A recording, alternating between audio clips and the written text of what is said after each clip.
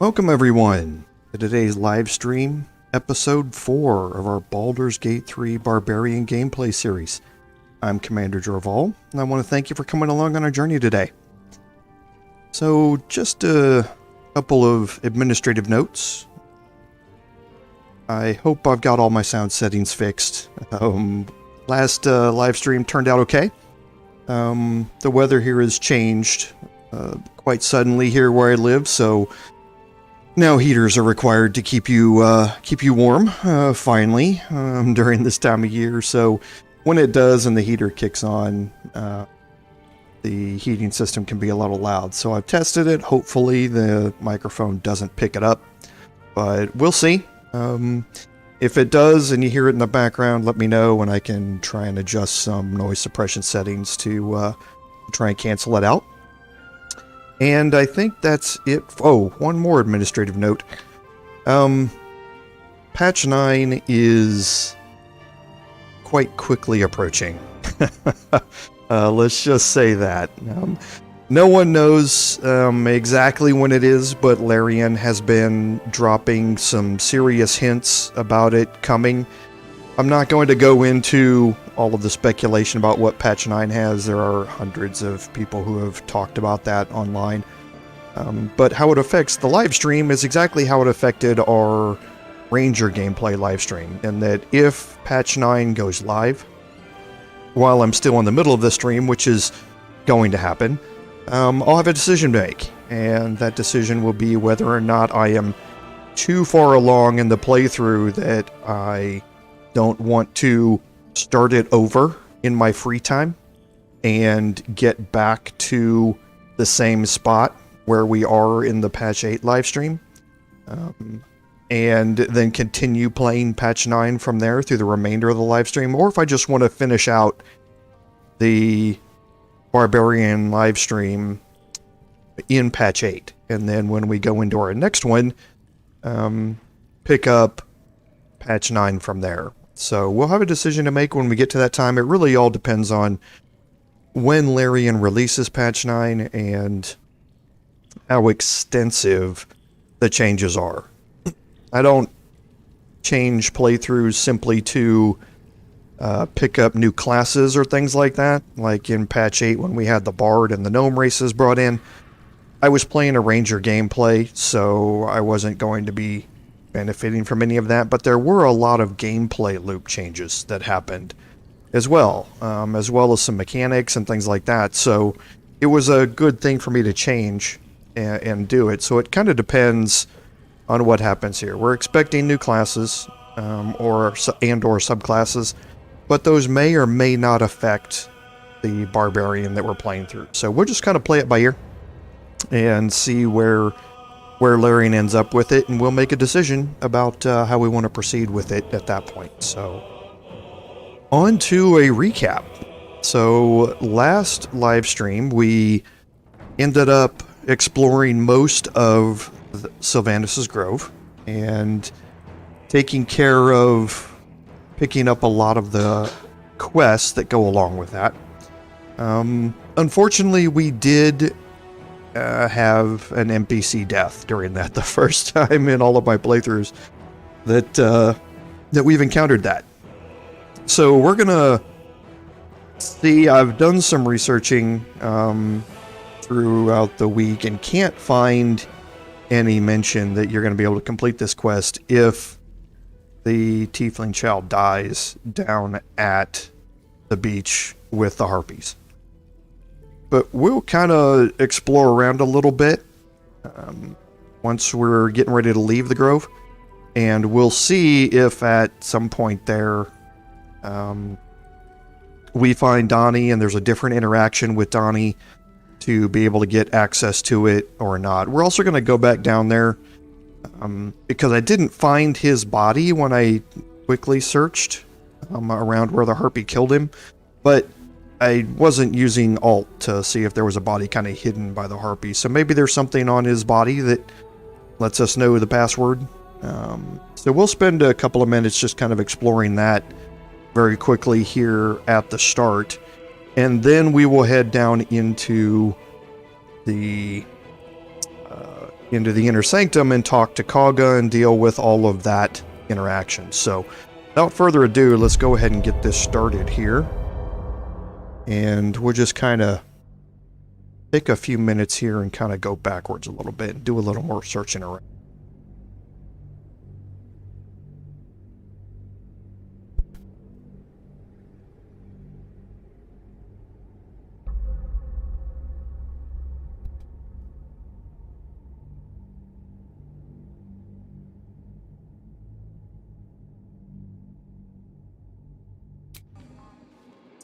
Okay, here we go. This is where we picked up last time.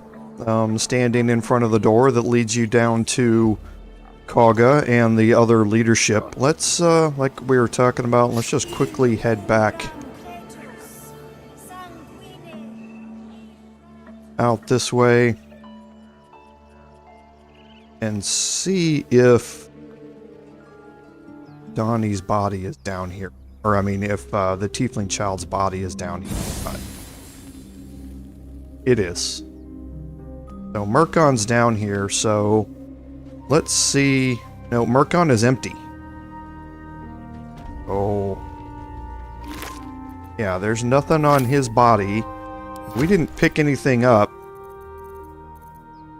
that that mentions that. So we might be out of luck with that.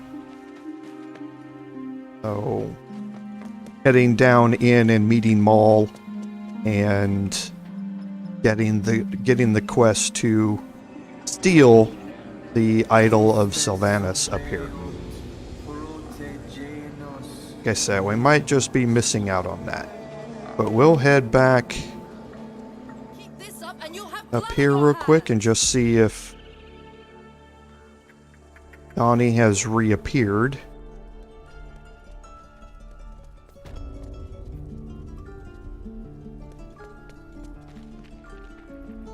And see if he has any additional dialogue options or anything like that. So it doesn't look like Donnie has reappeared.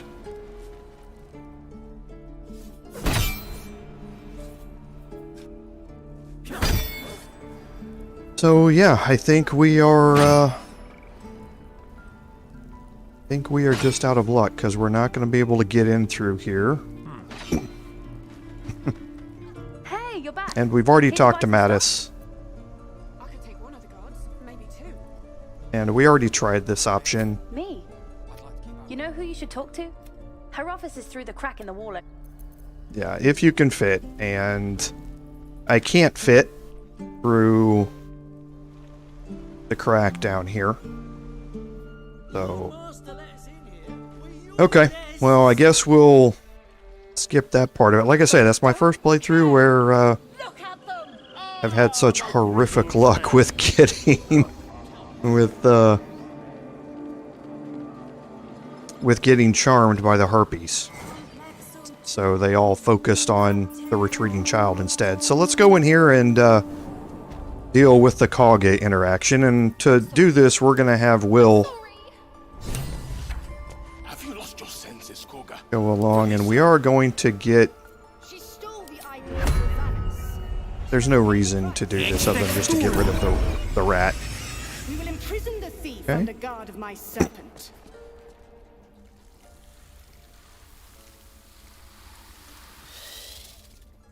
Please. I'm sorry. This is madness, Kagha. She's just a... A what, Wrath? A thief? A poison? A threat? I will imprison the devil. And I will cast out every stranger. She's a parasite. She eats our food, drinks our water, then steals our most holy idol in thanks. Wrath, lock her up. She remains here until the rite is complete. And keep still, devil. Tila is restless. Come, Kagha. We took back the idol. Surely... Do it. Okay, so I knew I was going to have some checks here, so I've got both intelligence and charisma, so I'm going to go with the charisma persuasion check. And again, you can add in the guidance cantrip. It's got a DC of 12, so a little bit higher than normal. That's equally canceled out by our other bonuses here.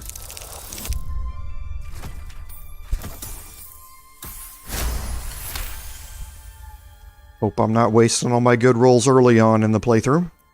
Very well. She may go. Break your word, and my serpent shall feed. Sif, Tila to me! Out, thief. My grace has its limits. Thank you, Kagha. Master Halsin Halsin isn't here. Keep his name off your tongue, lest Tila pierce it. So, Kagha is obviously not a very nice person. And there's some reasons for that we'll start to uncover, but let's go talk to Wrath real quick. You did well to speak up for the girl. That snake is fickle. A tragedy prevented. Well seen. Well spotted. We've let a snake replace our leader. She's a child. Master Halsin. Perhaps goblin caught, perhaps dead. He'd set Mistress Kagha back in line. What matters? Hold her to task, stop this damned ritual. More will die if the rite is finished. So many more, sent into a world gone mad. Would you? I would give anything to see Halsin return home. Sylvanus' blessing upon you, and my gratitude as well. Halsin is an elf with the presence of a bear. He left west with the adventurers. You won't mistake the first druid for anyone else. Come, Okay, so we did pick up some quests here. First to save the first druid, and then we did advance save Arabella. So we'll deal with those. And like we talked about earlier, find your belongings might be finished without a way to complete it, but we'll see. We've shown them once. And yes, Gale joined the party. So yes, we already knew that, thanks. So now we'll go over here and we'll talk to Kagha. We might as well have lain on the ground and let them trample us. Go on. Say it. You think I'm a monster?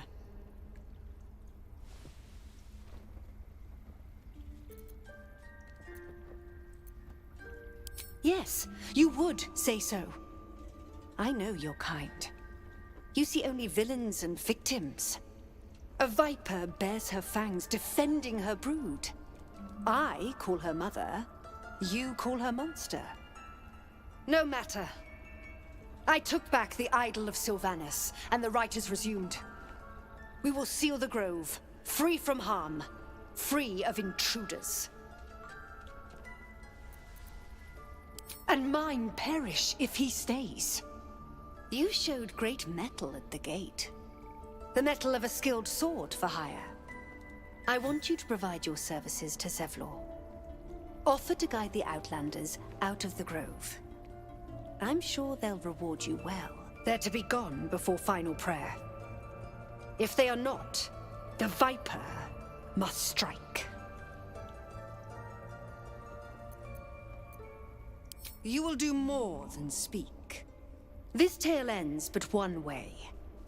With the Outlander rot cleansed, and the grove forever shrouded. Quite sanctimonious, isn't she? You do notice some rats here that have names. That will possibly become clearer later on in the playthrough. We'll see what happens though. So for now, there are some chests and all that sort of stuff down here, but everything is marked as steel, so there's no sense in dealing with it. So what we can do is head up this way into the servants' quarters. And again, a whole bunch more things that are marked as steel in here. However, going to break the group here, and we're going to take Astarion back here. Now, one of these little areas that you need to look around at and see what's here. And now you want to get yourself in a position where you can hide. Because you're going to pick this chest, and this chest is going to be marked as steel. So you also want to watch your map and make sure that nothing's coming in here while you're doing that. With ease. Okay, so we can add another bonus here from guidance, and this is, like I say, another benefit of having the rusty amulet on him, because Shadowheart is not here to be able to add her guidance to this. But the only way I was going to fail it was with a natural 1 anyway.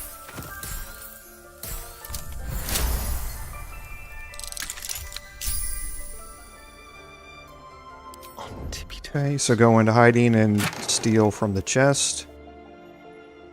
So we have a book here. And you notice the title of the book is The Shadow Druids. We have a note. Swamp Docks Tree, meet me there alone, from someone named Oladan to Kagha. And we got a journal update out of that, and a bloodstone. Okay. So if we check our journal here, you can see that we have Investigate Kagha as a quest. There's a note that we found that Kagha was supposed to be meeting someone in the swamp. What is she up to? So that's now part of this whole thing. And we can start to investigate what all this is going to mean for us as we go through here. So like I said, there's a bunch of other things that you can look at in here, but everything is marked as steel. So. And this is what I meant by being careful, because silver will wander around, and silver can bring you out of hiding or see you and cause you to get caught, and that could be a problem. So in here we have a druid chambers, and again, everything is going to be marked steel in here, but the main thing is to talk to Nettie over here. Sharp as ever. We're going to go with Will to do this again. Didn't they? Does that hurt? I see you. Just give me a moment. A moment. Vis medicatrix. There.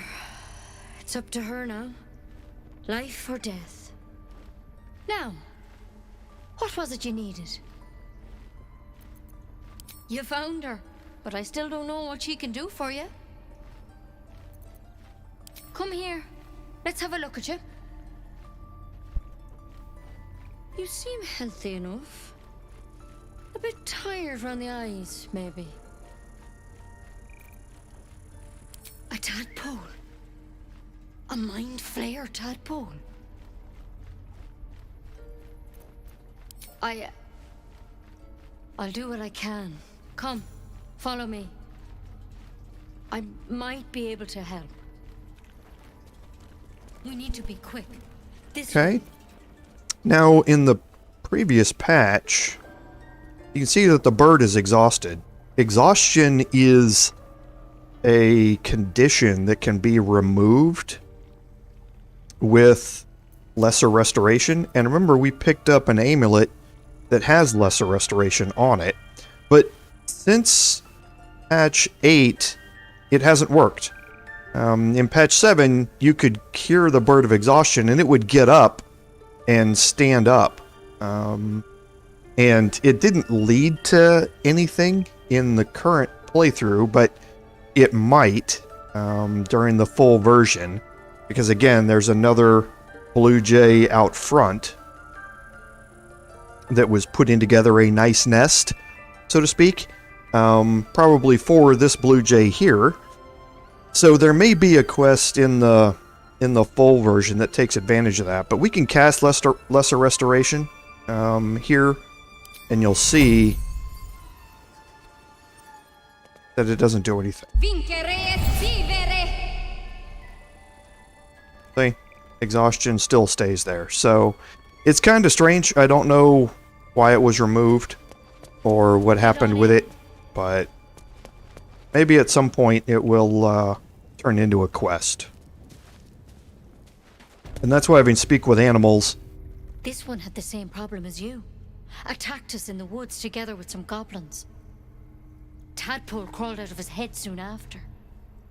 Is so important, as I was saying, especially coming through the grove here where we have a lot of animals that you can interact with. So Seems so. Gave Master Halsin a right start.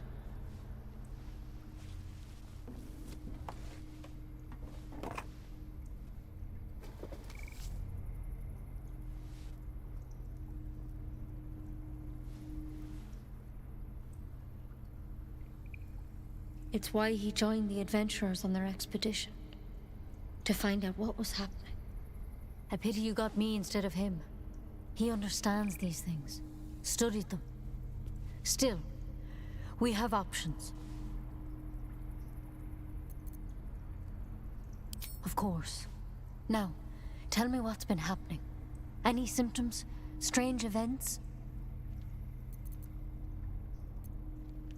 Protected from on high? Sounds like the drow. Master Halsin said he was tougher than he had any right to be. How'd you pick up the parasite? Halsin was desperate to find where all this was happening. A mind flayer ship? But Master Halsin was sure. Look, you've been straight with me, so I'll be straight with you. You're dangerous. If you transform here, we're all dead. But you seem like a good soul. You deserve a chance to save yourself. This is a vial of wyvern poison. Swear to me, you'll swallow it if you feel any symptoms. The thorn? Coated in a fatal toxin. It was a last resort, in case I couldn't trust you. I don't have a cure. Only a way out. I'm sorry for misleading you, but I had to be sure you weren't a threat before I told you everything. Now, do I have your word or not? I hope it doesn't come to that, but thank you. Here. You know, I've spent my life treating folk and never once saw a mind flayer infection. Then suddenly, there's dozens of you. Maybe more. Master Halsin and I were tracking them, studying them, trying to figure out what the hells was going on. Because you should all be changing. There should be a small army of mind flayers out there. But you're not. Weird powers aside, you seem perfectly normal. Mind flayers reproduce by infecting someone with their parasite. 7 gruesome days later, the victim transforms and a new mind flayer is born. The thing in your skull, though, it's different to anything in our records. It's one of their worms for sure. But this one gives you powers, telepathic connections. And it doesn't turn you into one of them. Not yet, anyhow. Could be. But there's a lot we don't know. Infected, folks like you, have been converging on an old temple of Selune, and I've no idea why. When Master Halsin heard the adventurers were heading that way, he saw a chance to get answers, joined on the spot. Whatever he found there, he didn't make it back.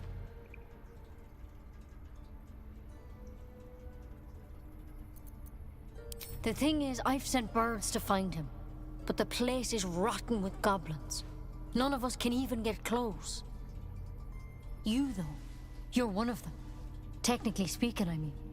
They won't kill someone carrying their parasite. If you can find Halsin and get him out of there, we can discover what he learned. And perhaps he can save your life. How's that sound? Thank you. It would mean everything to the Grove. To me. I wish I could tell you more, but only those adventurers know what happened out there. All I can say for sure is they all went to the old temple of Selune, and Master Halsin didn't make it back. Good luck out there. And if things start to go bad, remember the vial. Remember your oath. Take it one step at a time, Nettie. Come on. Okay, so we picked up a lot of information there. We completed the get help from Nettie quest simply because she can't help us. Basically how that works. But we expanded upon the rescue of Druid Halsin. And we received Wyvern Poison. We'll go over Wyvern Poison here in a second. But it's basically telling you that Halsin was researching the parasite. He went off with some adventurers and disappeared. And they think that the goblin camp that is somehow near an old temple of Selune is connected to all of this. So, like I said, we picked up a lot of information about the main quest line here and talking with her. And as I said, we also did pick up the Wyvern Poison. Now, Wyvern Poison is incredibly powerful for single target damage. It deals 7d6 poison damage. If the target succeeds in a Constitution saving throw with a really high DC of 15, they can have that damage. But for single target damage, this is one of the highest thing that you can get, I think, right now. And you can use it against some really overpowered foes in certain fights that you're going to be dealing with, and namely things like the Githyanki Patrol, the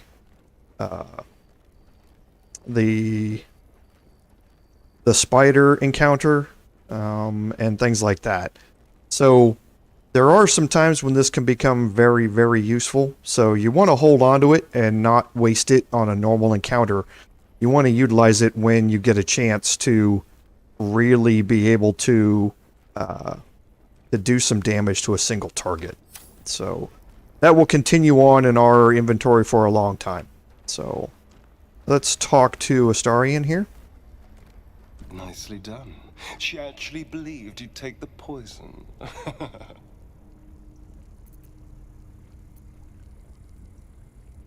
Of course not, darling. The goblins will probably kill us long before that. And with that merry song in our hearts, let's go find this Halsin fellow. I do love Astarion.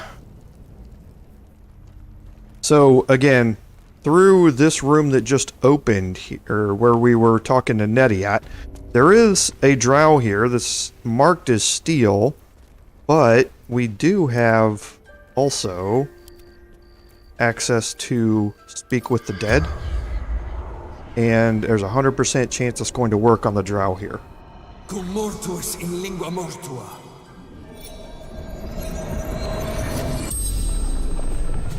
The corpse regards you lifelessly. Ned Siranis of the Absolute.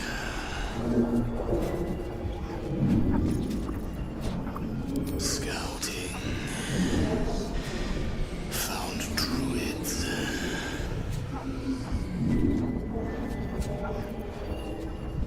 Minthara. Back at camp.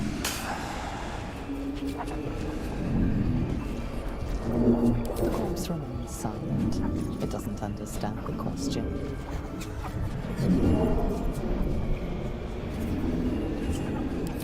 Moonrise Towers. Initiation. The spell's power wanes. You can ask no more questions. Okay, so it's important to know that the Speak with the Dead spell has a limited number of questions that can be asked before it runs out. So try and pick the questions, if there's a long list, that get you the information that you're searching for, to try and help you out with what's going on around you. Because, like I say, it will run out.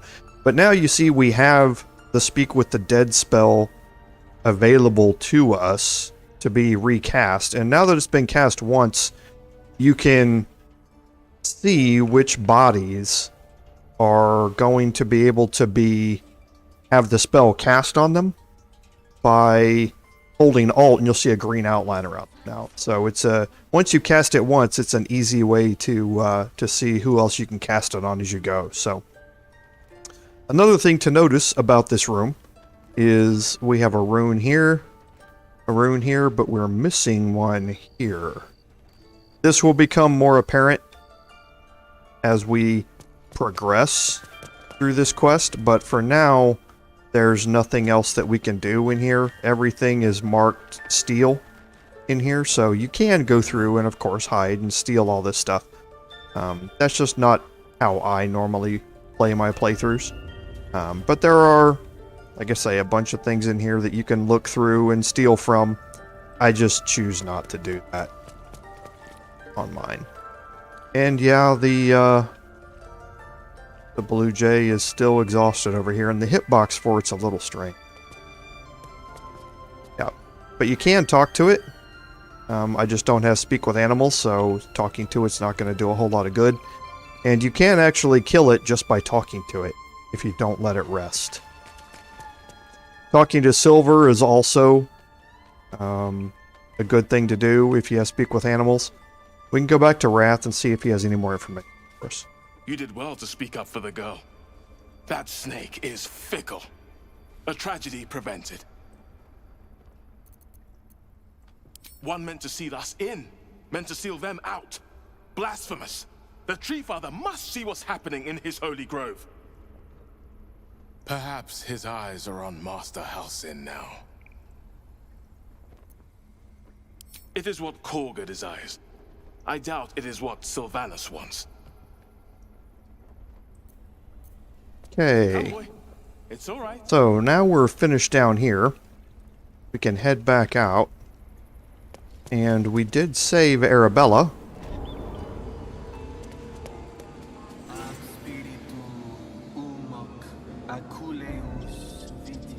So let's go back out here and talk to her. You ever scare me like that again, and I'll feed you to a knoll. Mom, I'm fine. Stop it. Our little Hellion told us what happened. Thank you. Don't know what we'd do without her. It's not much, but here. Know that if you call, we'll come running, no matter what.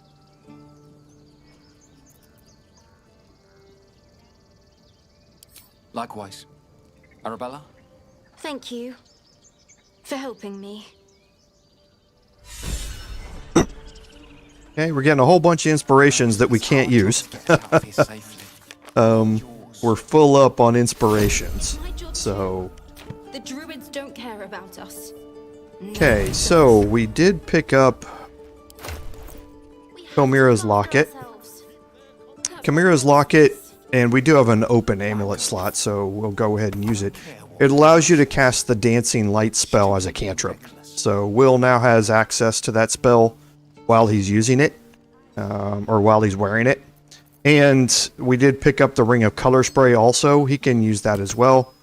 Color Spray is an interesting spell in that it just basically blinds a group of creatures up to 33 hit points. And it blinds them for one turn. So it can be useful for him to cast that as an action if he's gotten himself into a fight situation that will help him avoid damage on the next turn. But hopefully for the most part he doesn't get put into situations like that. But you never know. You never know what's going to happen with it. So, last thing is magic ring that we picked up from him. It's not going to do anything. Then we did pick up a light crossbow. That is going to outdo the damage that I have right now. So we'll move the short bow over here to Will, because he's going to end up selling. So, as well as some other items here. We're going to move all the gold over here to the Barbarian to carry around. So, okay, and we can't do anything with the Gloves of Power yet. Unless we want to take Bane ourselves, which we obviously don't. What were you thinking? I was trying to help. You nearly died. Did you hear me? What your mother and I have done.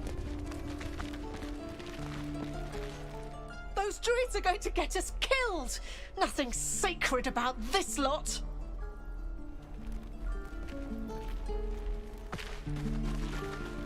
We could help each other. Fight the goblins together. Instead, these fools are trying to chase us away.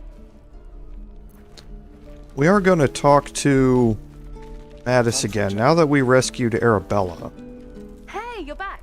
Here to buy some stuff? Dunno. I just use the one I know. I bet you can find another one, though. This place has tons of tunnels and stuff. Here's what I got. Okay, so nothing at this point. We can go ahead and get rid of... Oh, that's an expensive... Oh, it's the polished dagger. Like, why is that dagger so expensive? Okay. So, can't get anything else. What do you think? Good stuff, right? I don't care what Mole says. Sorry to hear that. Keep checking back. You spot the boy giving a sly wink as he turns away.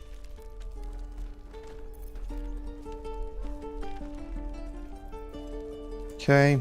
Yeah, still don't see anything else that opens that up. So, what path lies before me?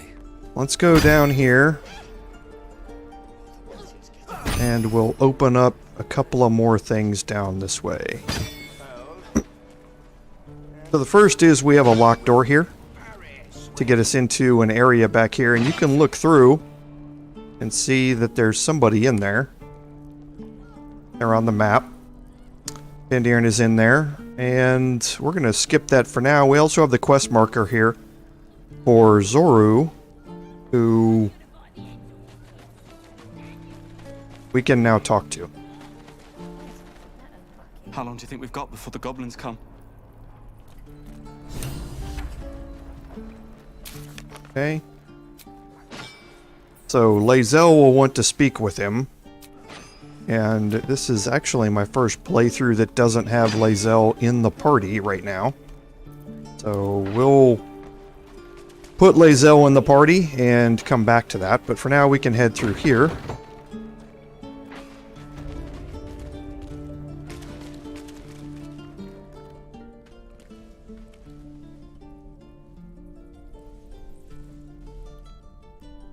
Put it down.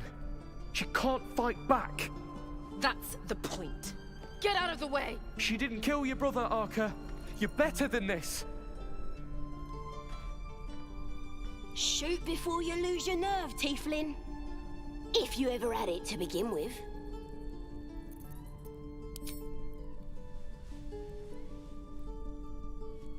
Looks like the Absolute sent me a protector. You're gonna kill him too? You, move! Okay, so we have some options here.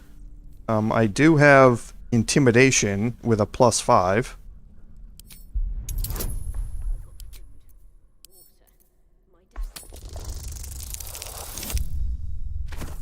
Good thing I selected the +5 option. Damn you. Damn it! Why do you care if a goblin lives or dies? If you believe anything the beast tells you, you're an idiot. It's all right, Arca. Let's go. Okay, so Sorry, every last one of ya. we now have an option to be able to talk to Sazza here. Ain't sure why you're protecting me. Don't care, neither. It's too late to make friends, warg meat. My tribe's coming. They're gonna burn this pretty place for the glory of the Absolute and hang you by your guts. They'll peel your face off and nail it to a wall. I ain't scared of some god. Stick a dozen arrows in me and Priestess Gut'd still patch me up. Got a whole lab set up. Cooks up potions that fix our lads, no matter how much of a beating they take. Could probably stick your head back on if someone was to chop it off. Mighty booyog. A goblin healer. We really are desperate, aren't we? Get me out of here, and I'll tell you where to find her. Deal?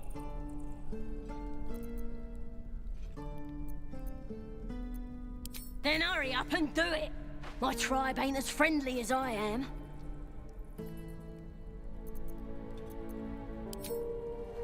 Okay, so that opens up an option here once we open up this gate to enlist Sazza's help in getting into the goblin camp. So, but to do that, you can't just, she becomes a member of your party, and you can't just walk her out through the front door. that doesn't work. Instead, you'll remember that we found a secret door outside, and you need to get yourself into the area that leads out through that secret door. And to do that, you have to clean out this underground area in here. So what we're going to do is a couple of things. First, we are going to close this door.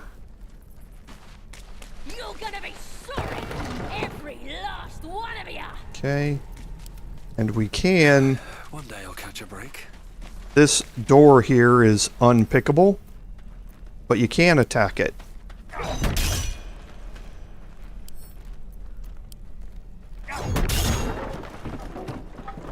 Okay. Lets you through into here. And now you've got access to another broken door.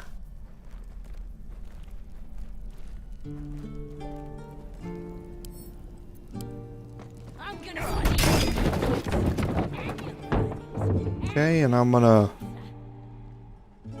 split the group here, and I'm going to jump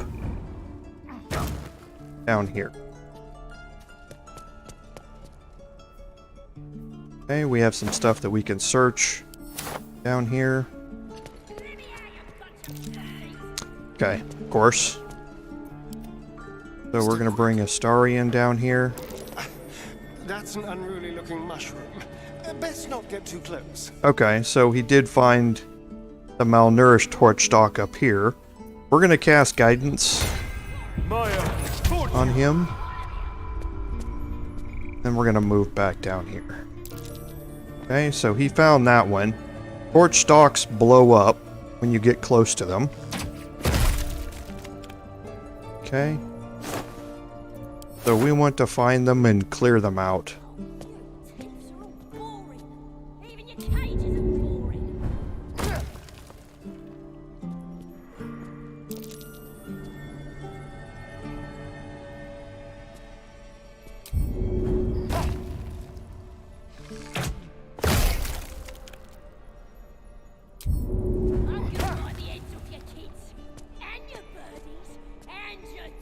Okay. Now, what this does is, again, opens up another route. I have a lot on my mind, and, well... And I'm going to just bring everybody back up here.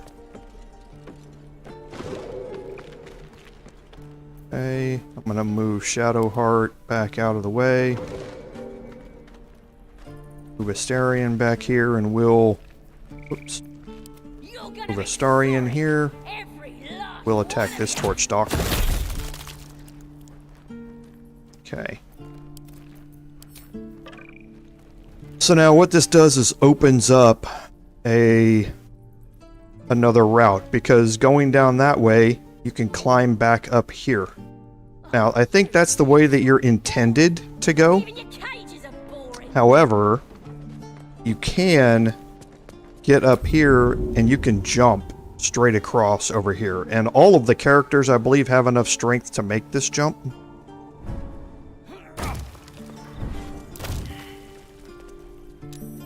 That's curious. Yes. So it would then be a question of whether Sazza has the strength to be able to jump across it, but everybody else in the party does. So I would assume that she has higher than an 8 strength. You can actually tell. Yeah. So she could be able to make the jump. Like I said, I don't think it's intended that you go this way. I think you're supposed to go out and down and around this way and climb up here. But this is another way currently to get here. So we can search a couple of things, and then we can go inside the stone door here.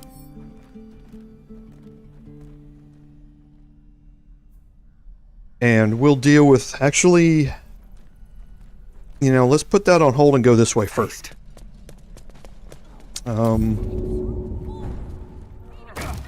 We can get this knocked out.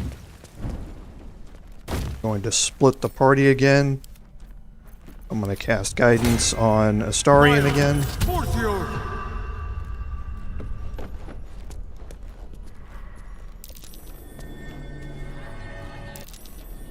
Okay. I'll move the imp back. I don't think I can get hit here.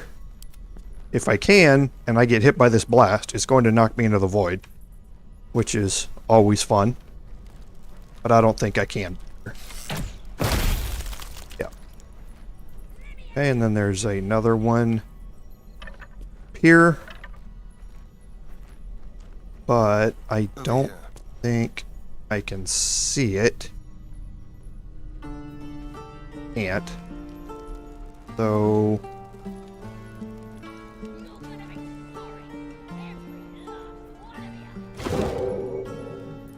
Okay, so there's nothing in that barrel.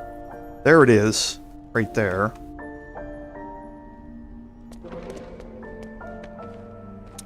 Let's see if I can hit it here.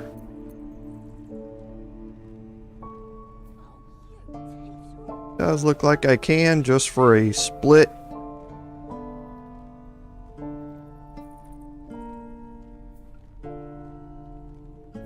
I saw it. There's like one little pixel down here where I can hit it.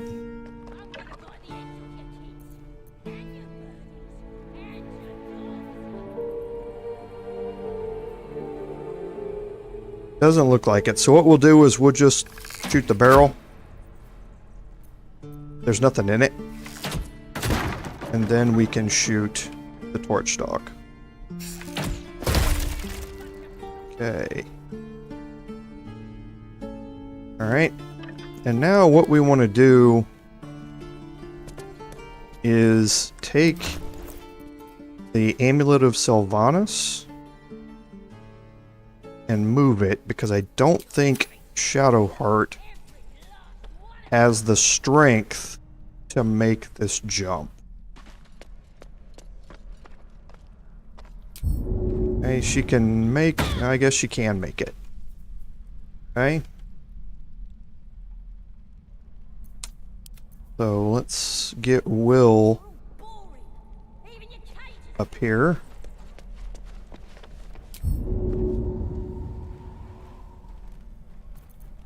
Take Shadowheart and just move her out of the way. Okay, so he cannot make that jump.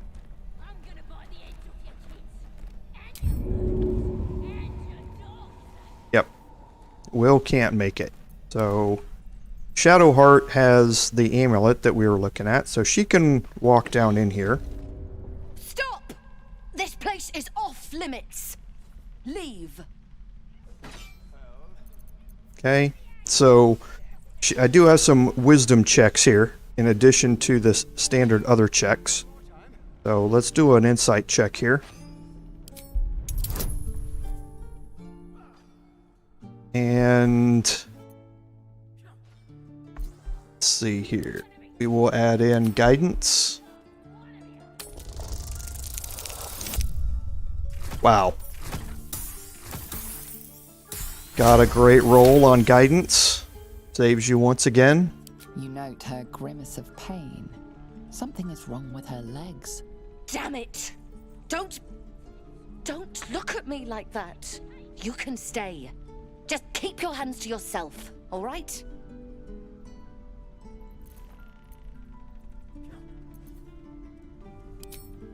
No need. Should be able to stand soon enough. Once this bloody potion wears off.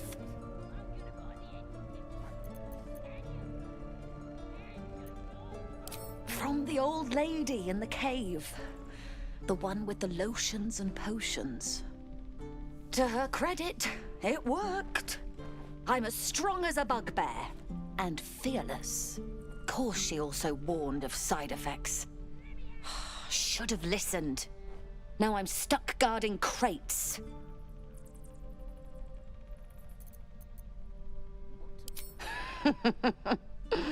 Deadly serious.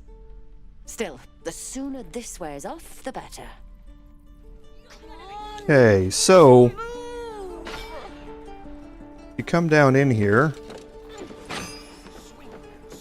You can see that she is paralyzed. So we're going to take our second short rest. Just going to get lesser restoration back. We can cast it on Pantera. And she is still paralyzed. Interesting. That's something new in the playthrough as well. You used to be able to cast that on her and she would no longer become or be paralyzed, and you could, and she would heal herself and you could talk to her at that point. But don't think there's anything else. Yeah. Nothing else to go along with that, I don't think. Yeah. Okay. So yeah, guess we're done in here. You can loot this stuff that's in here.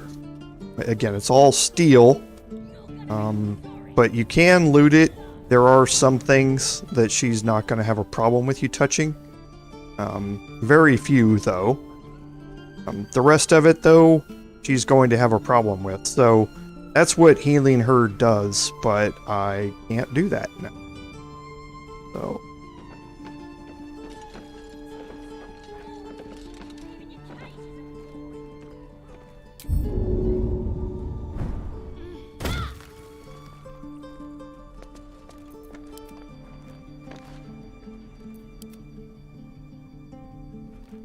Time to press ahead.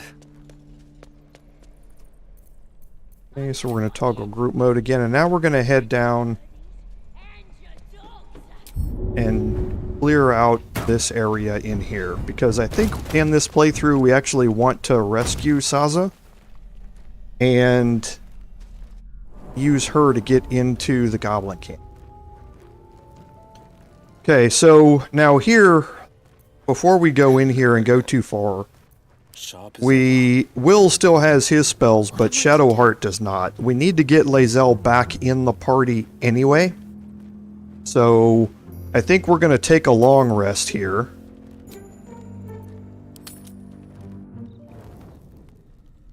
Before we get too far into it down there. And we're going to go talk to Will, because Will wants to speak to us.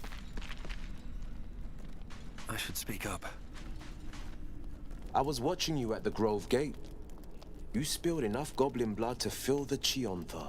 Where'd you learn moves like that?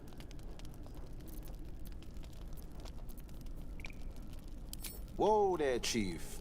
Might need to jam a cork in that bottle before it flows over. But I reckon if someone must share in the blade's glory, better it be a brute like you. Was a time I didn't amount to much.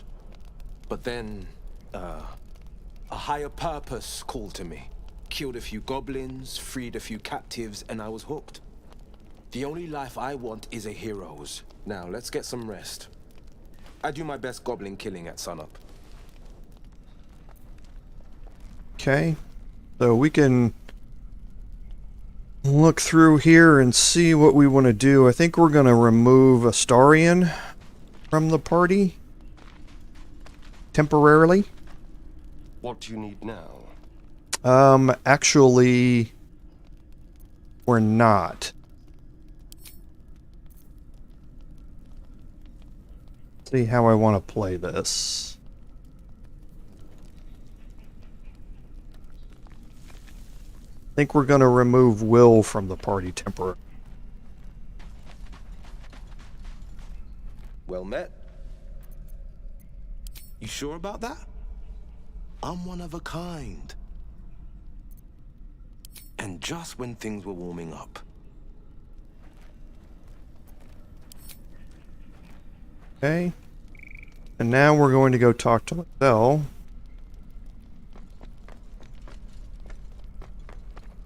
Speak.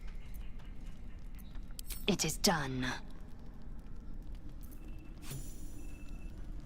Okay. So now we have Lae'zel in the party, so we have some extra melee damage that we'll be able to deal this time around. Let's go and make sure our other conversations are all up to date. Almost pleasant traveling with company, if you ignore all the less pleasant aspects. Okay, so nothing new here.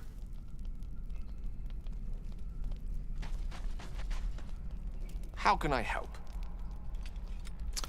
Nothing new here. You again. And nothing else here. Okay, so let's go to our chest. Get out some supplies.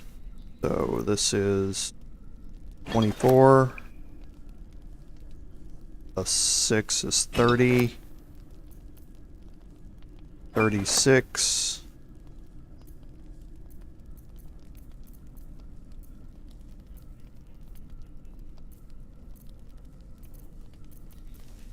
Okay. And we'll split this. We'll take one. That should be 40. Okay. And again, you can explore your camp areas that it makes for you, but there's rarely anything in here to explore. It's just a little subset of the current location that you're in that it creates a camp out of.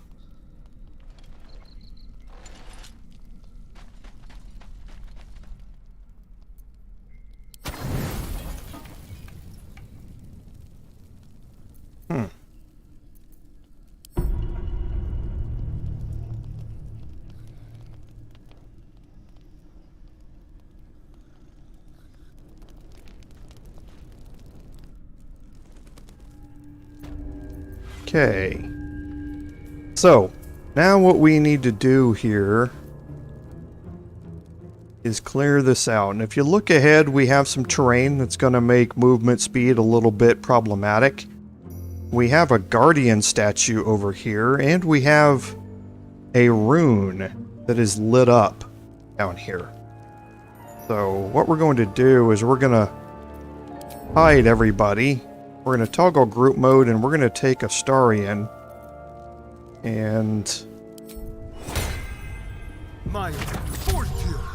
we're going to cast guidance on him, have him hide again, and we're going to try and move down here without getting seen.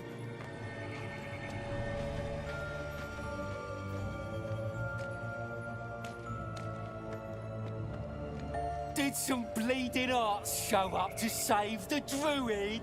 I'll cut you to pieces. Kill him! Okay, so Astarion failed his stealth check. And even with his high dex, he rolled horribly.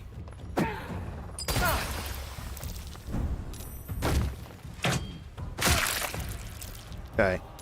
So what we definitely need to do here is... Oh, okay, so it did turn it.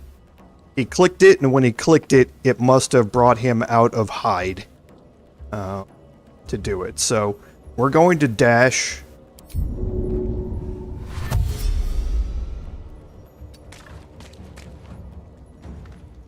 And we're going to move back as far as we can. Okay, and now at the same time, we can get everyone ready for the encounter here.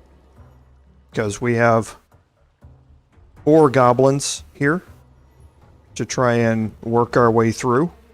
Not really going to be much of a problem, but right now we can look and see where our detection cones are. Okay. Never wanted the easy path. Not entirely sure what this one is here for. But I would like to get myself here. Behind this stone. So we'll see. Well, it looks like I can move around this. Okay, and like I say, not entirely sure what's up with these detection cones. But I want to get myself right in here. Okay. And we'll just wait for them to appear. We're going to bring Lae'zel up here. Get her into another frontline position. And then we'll leave Shadowheart back here. Okay. And we'll just get her ready to enter into combat again. So for now, we can let this progress again. They have range down here. They do not have range here. So we'll see if they can reach Astarion or not. Looks like they can. Oh, nope. They're having to dash to get into range from back there. He's dashing. Okay.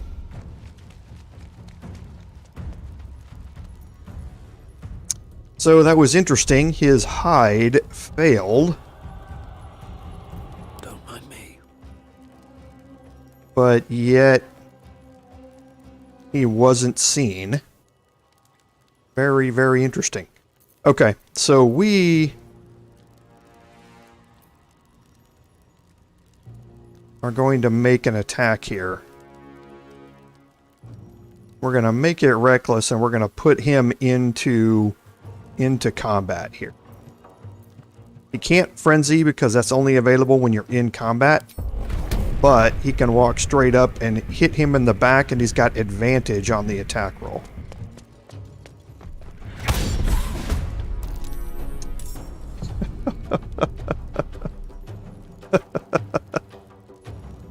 Oh, an 88% chance to hit, and he misses. I do so love this game. Okay, so Astarion is... So what do we have here? We have that one back there that's going to get its attack next. And then a tracker way in the back. And then Warrior Gresh is going to get a turn. So I'm not going to probably be able to kill Warrior Gresh. I do not have advantage against him, so I can't make a sneak attack here. I can move away, though.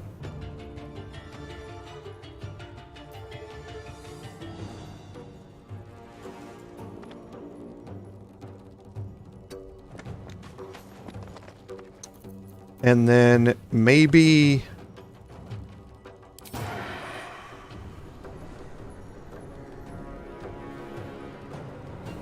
Okay, so why is it allowing to make a snake attack here? Am I obscured?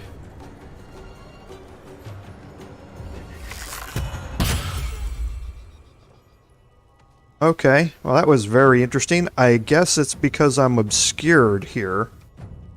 That gave me advantage against him. That was interesting. Okay, so I can try and hide back here. So I'm going to try and do that now. We'll do it my way. Okay, did go into hiding, which is good.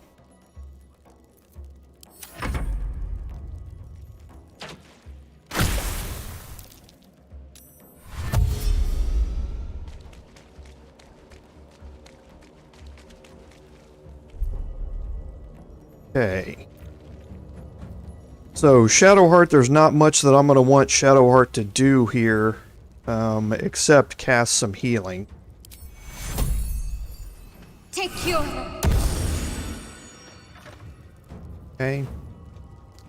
And she can move out. Don't think she's going to have enough... Oh, she is going to be able to take a shot here. Only 36% chance, but better than nothing.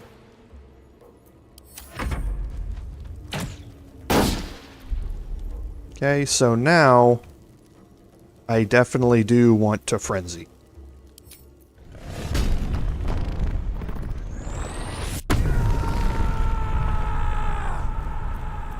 I do love that sound.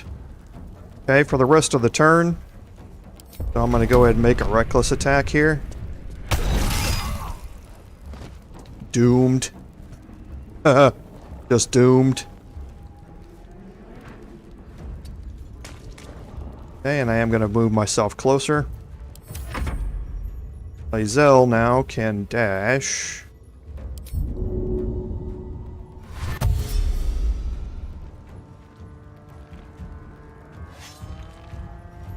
My path be true. She's going to move up here behind the rock. That's going to end her turn. Actually, she might be able to move out here and take a shot.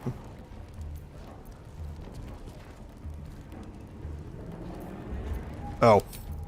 Yeah, her action was taken up by dash, so she's going to stay here behind the rock. I missed this. Astarion now is hidden, so he's going to get advantage on any attacks that he makes. So he can, if he's within range, I don't think he is. He's not.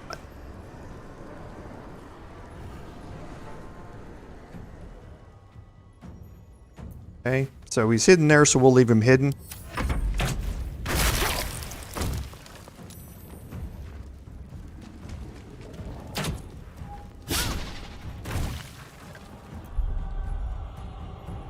And again, Shadowheart, there's nothing that I really want her to do here.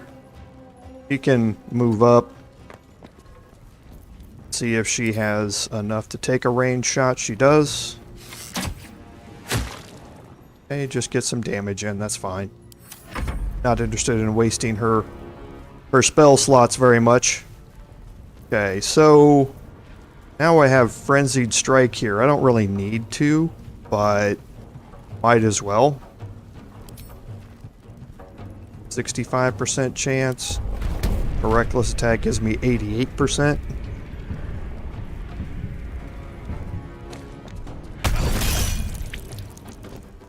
Just outputting pure damage. Okay. And then I shouldn't have moved there.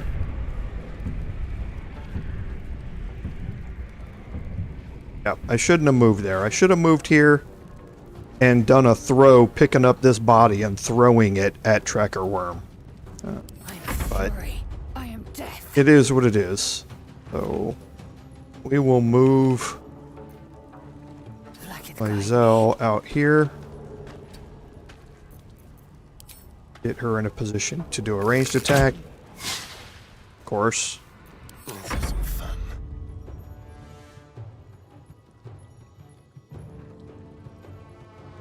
On the way. Okay, so I'm not too worried about acid here.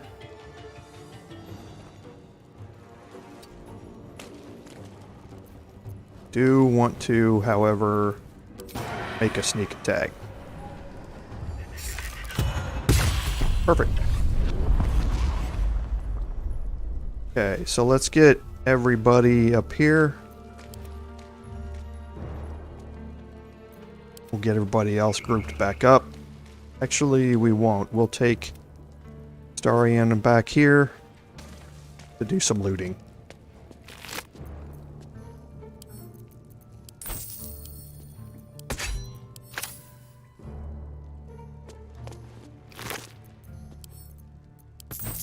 Okay, just some fairly standard stuff. Now, just to go into more detail, the rune of the bear here turns on and off the bear statue. Now, the bear statue is going to attack anybody who ventures down here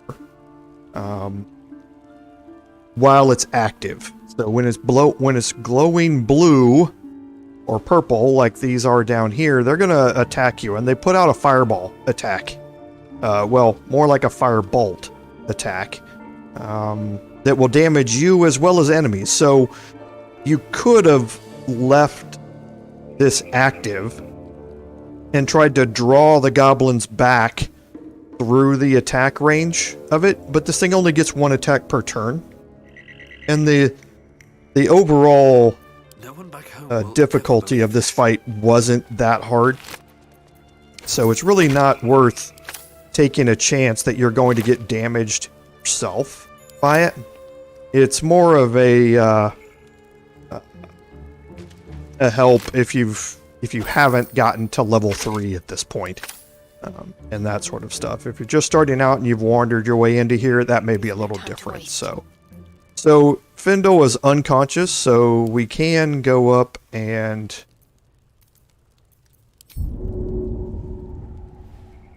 okay. So I don't know if you can talk to him to bring him out of unconsciousness. His breaths are shallow, his wounds deep. He doesn't respond to your voice. Okay. So this is why you have lesser restoration.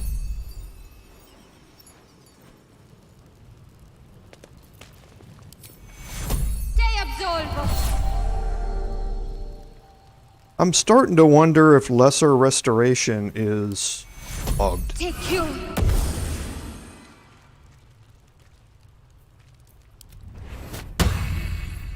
Because I know that's worked in the past. Oh, thank you, thank you. I thought I was gonna die down here. Oh, it's my fault. Oh, I thought I'd given them the slip, but they followed me through the tunnel back there. I must tell the others what happened. I stepped careful. There are traps in these tunnels. And thank you again. Okay.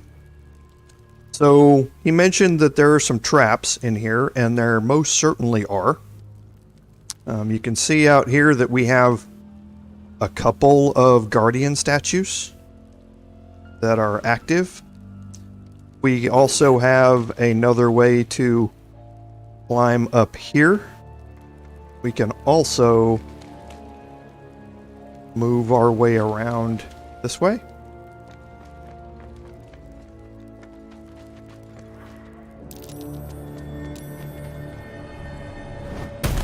Okay, and that was a mistake. Forgot that was there. That's why you normally come up this way, so that you can hit that rune without triggering this. So I just took some additional damage that was pointless for me to take. So, but now what you need here is Astarion, and you're going to cast Guidance on yourself. Maya, Fortune.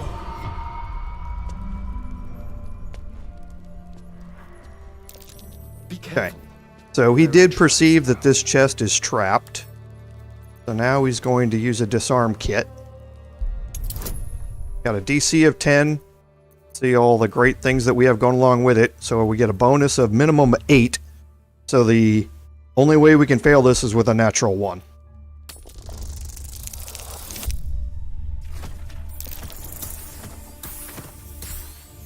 Wow, haven't seen a 30 in a while on my dice rolls.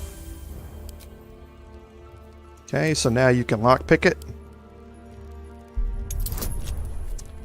higher DC here.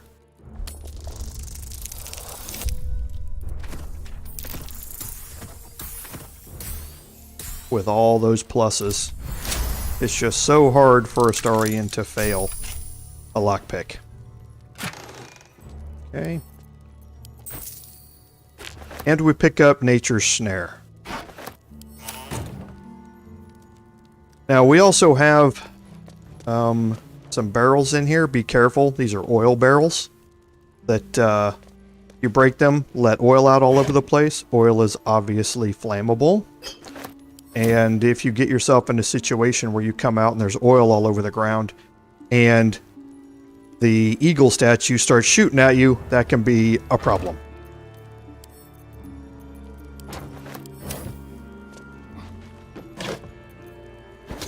Tools, always useful. Speaking of which... Don't mind if I do.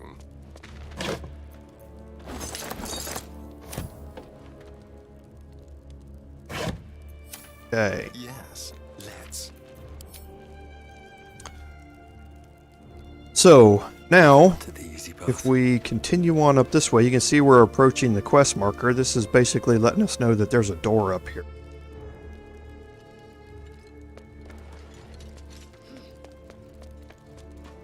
And this door, if we go through it, this is the door that brings you outside here. Outside the front entrance to the grove. So this is how you can sneak Sazza out of the camp. You want to clear out the rest of the stuff here in between you and the goblin camp before you go do it. You don't want her tagging along as part of your party when you're trying to get all the way over here and you have to go through a bunch of other things first. But you can leave her there in captivity, so to speak, for now. Always room for more. And come back and get her before you want to go to the goblin camp. So, and I think that's what we're going to do. We haven't done that in a playthrough on the live stream yet, so I think we're going to go ahead and do that on this one. Okay, so now what we're going to do is head back down here.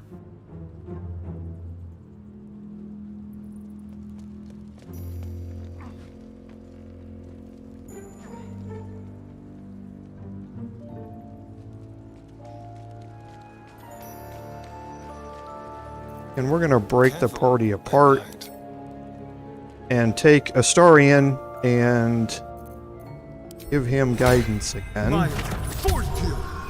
He's going to go into hiding.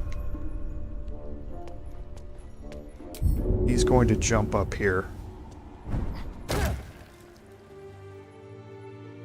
Okay. Then he's going to attempt to sneak down here and turn off the Rune of the Wolf. That might be worth a look.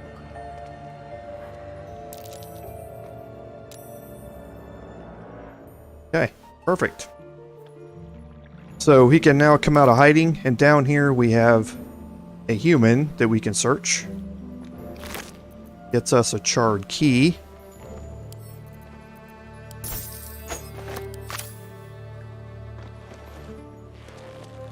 That charred key is for the chest up there, I believe. So if you don't have anybody that can pick a lock, you can use the charred key to be able to get into it.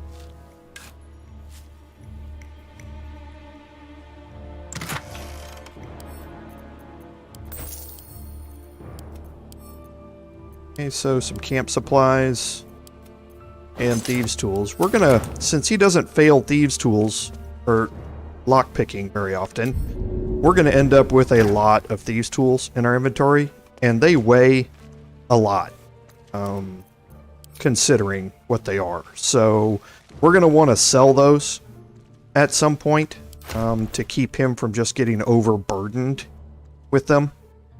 There's just no real need to have them around. So going to send those camp supplies off. So we have a potion of fire resistance there. Yeah, having Astarion with one is fine.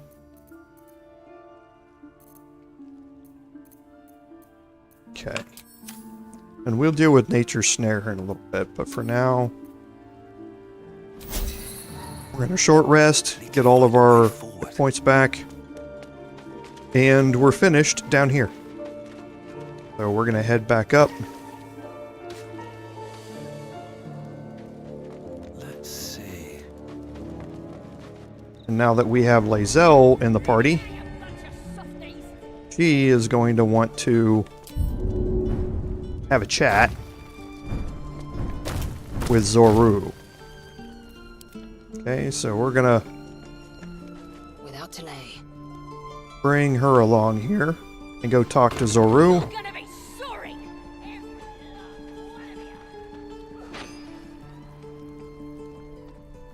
There he is.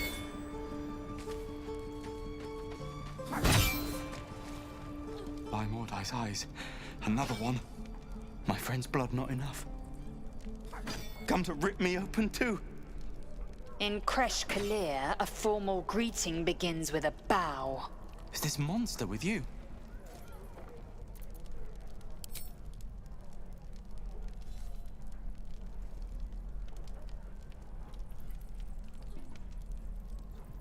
Lower.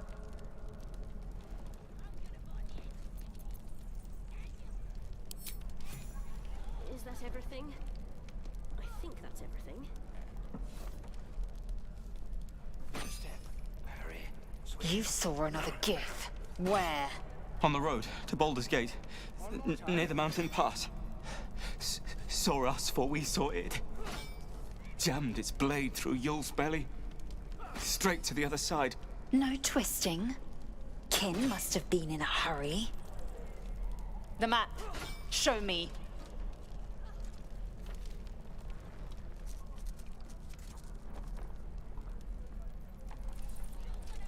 Up. You can keep your innards. Oh, you're not going to eviscerate him? I was hoping for a show. Cool your blood. I'll indulge you soon enough.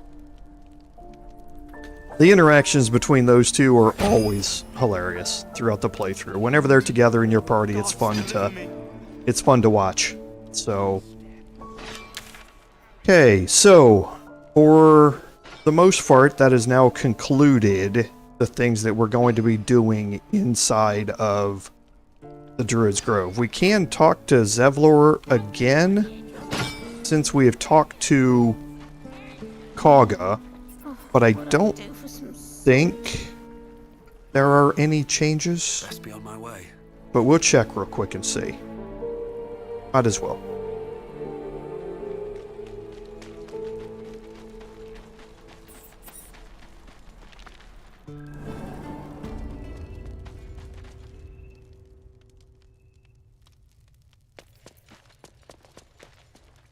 I heard what happened. Thank you for protecting the child. If the druids are this far gone, then it's not just goblins we have to fear. So we can risk violence here, or face it for certain on the road. Quite the choice, isn't it?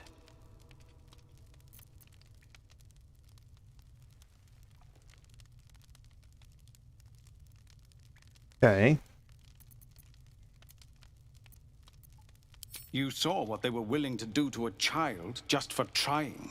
It's Kagha's influence. Without her twisting things, I believe the druids might see sense. A low thought, but I'd be lying if I said I hadn't considered it. But the druids would slaughter us. We'd have to get close to Kagha, within striking distance. I can't manage that. But they've already let you pass once.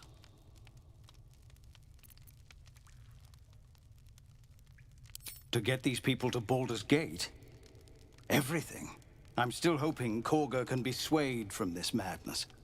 But if not, leaders need to make tough decisions. We do what we must. I hardly need a bodyguard. Okay, so This isn't Avernus. No, sir. there was a big change there. And basically now he wants you to kill Kagha. Kagha wants you to lead them away. But for now we're going to do neither of those things. What we are going to do is take another long rest, so that we can change out our party and also experience this cutscene. My, what manner of place is this? A patch of ground to call home. Some rest for the wicked, after all. What would suit the occasion? The words to a lullaby, perhaps. The mouse smiled brightly. It outfoxed the cat. Then down came the claw. And that, love, was that. They do know how to write them in Cormier, don't they? Well met, I am Raphael. Very much at your service.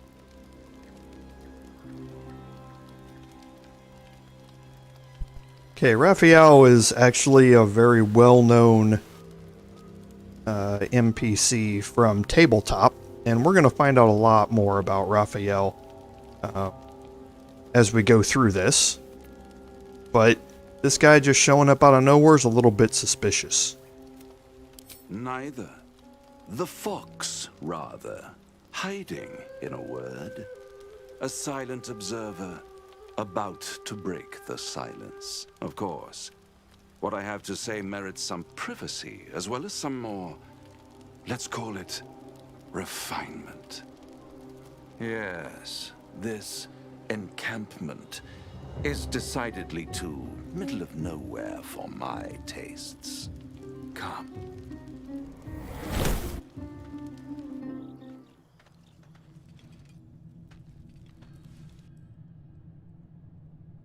There, middle of somewhere. The House of Hope, where the tired come to rest and the famished come to feed lavishly. Go on, partake, enjoy your supper. After all, it might just be your last. So, a little bit suspicious turned into a lot suspicious. So...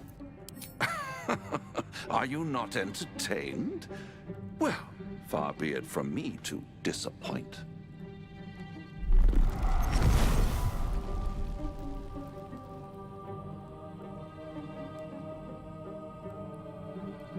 What's better than a devil you don't know?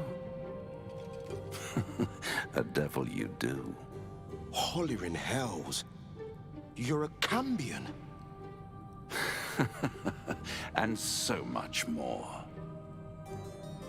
Am I a friend? Potentially. An adversary? Conceivably. But a savior? That's for certain. Come now, why play hard to get when you're in deep over your tadpoled head? One skull, 2 tenants, and no solution in sight. I could fix it all, like that.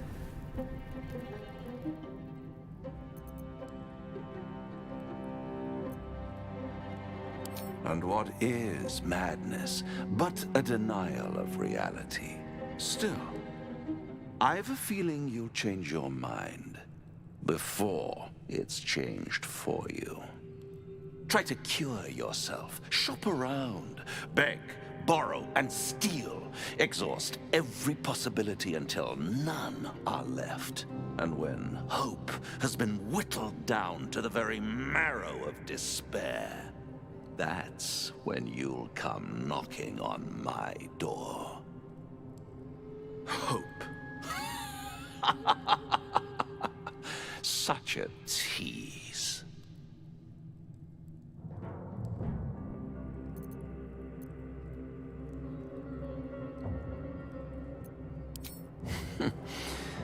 I've always wondered what a laughing mind flayer sounds like. All those pretty little symptoms, sundering skin, dissolving guts, they haven't manifested yet, have they? One might say you're a paragon of luck. I'll be there when it runs out.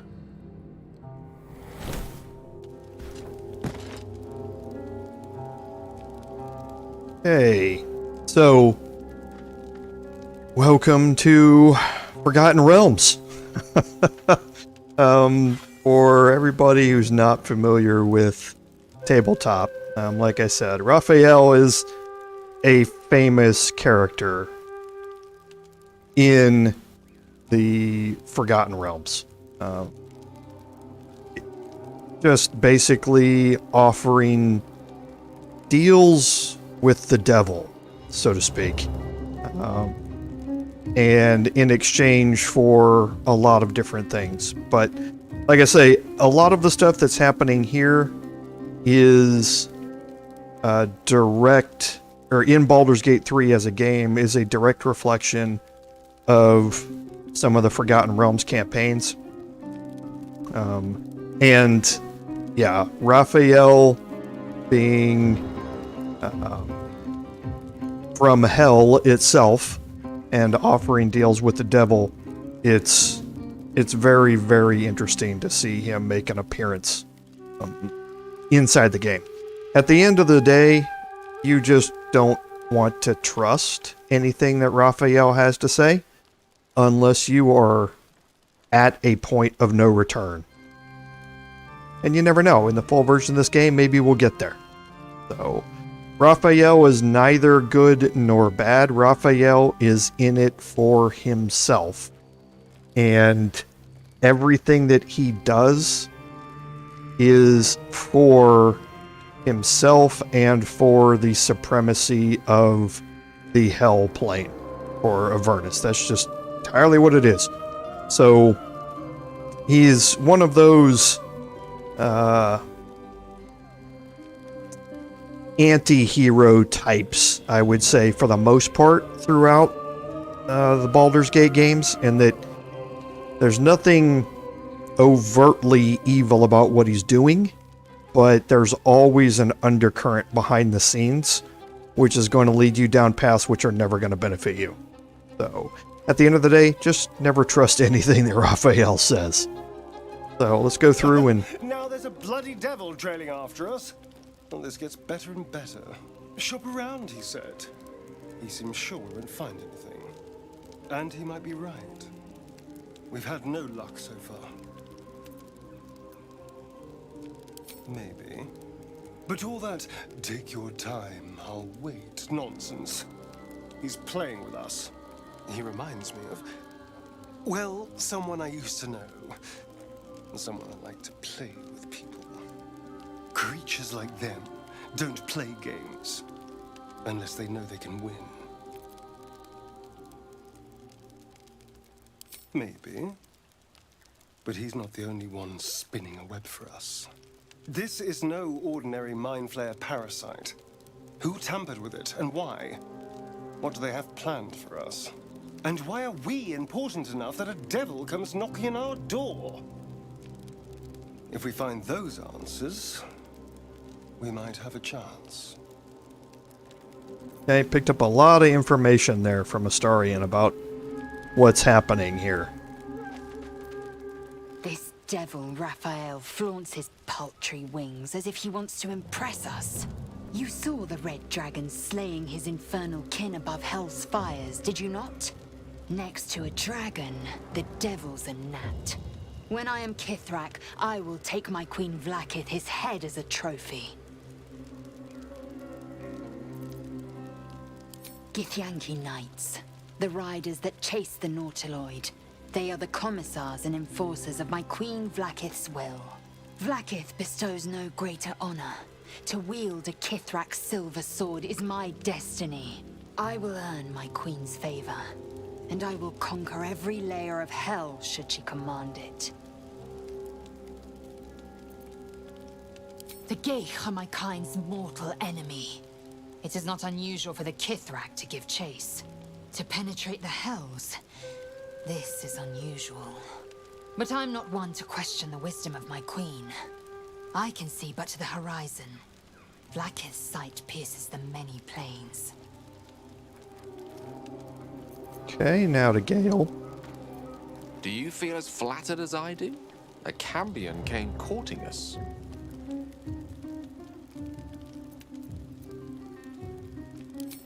Yes, they offer you an apple, but they're the worm that lurks within. Still, don't let his bluster fool you. All that talk of desperation, it merely illustrates his own. I think he wants something from us, badly. And in that knowledge lies our opportunity.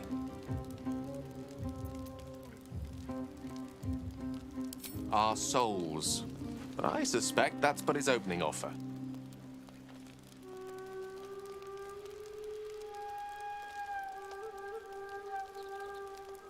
Raphael is a Cambion, which makes him part human, and what is human is fallible.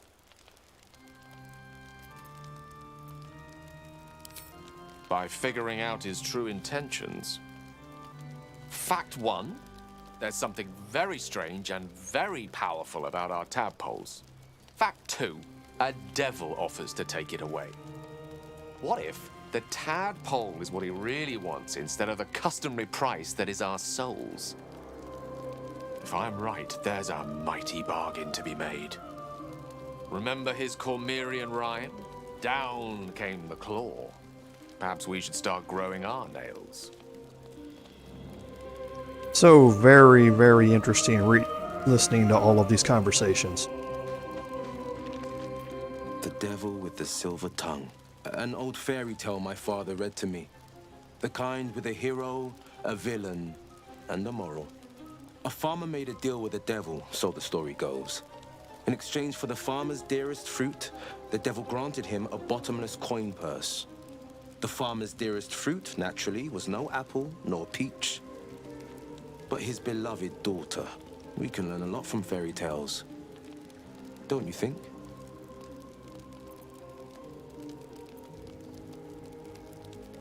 That's because you still have hope, but when he becomes your last hope, remember this.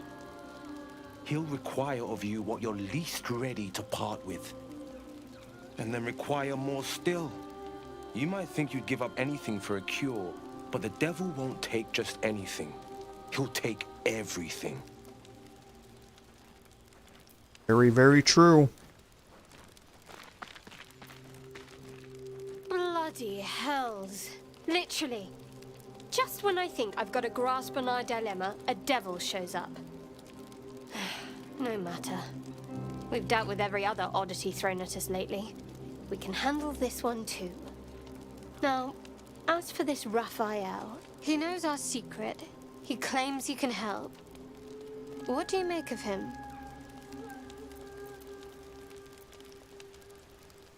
No doubts at all. He seemed powerful and very knowledgeable about our problem. Not the worst prospect we've stumbled across. As long as you can look past what he is.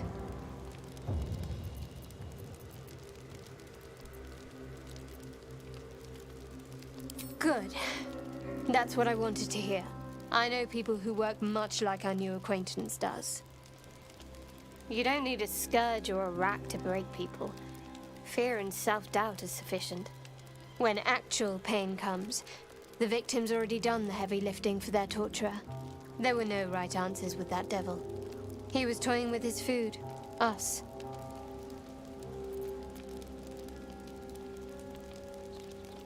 Perhaps you didn't. See? Sowing doubt is an old trick. Watch out for it. And for Raphael. So, universal dislike amongst everybody in the party. Or what we just encountered. Speak.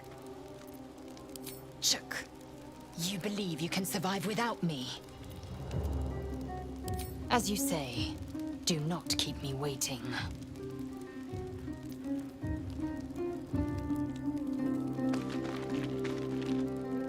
Well met. Ah, that's the spirit. Okay.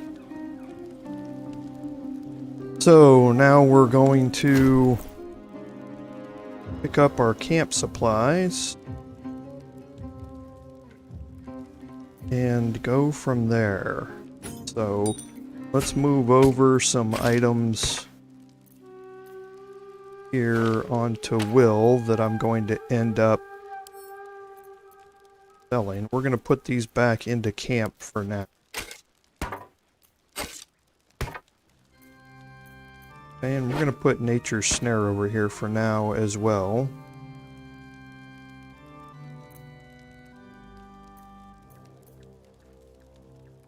Oop. And the Bloodstone goes. And we'll take the magic ring and put it over here as well. Now, all of this is going to get... The keys get sent to camp. Everything else is going to get to wares. Can't add quest items to wares. Those aren't real quest items though. So we are going to end up selling. Okay.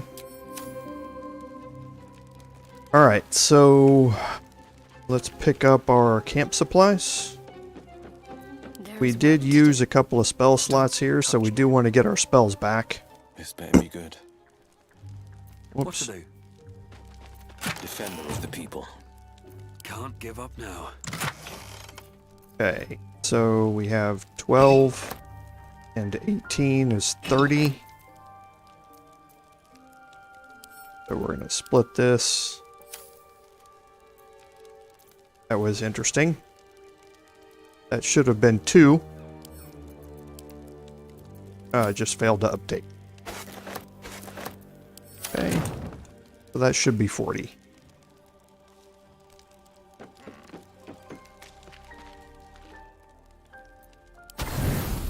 Okay.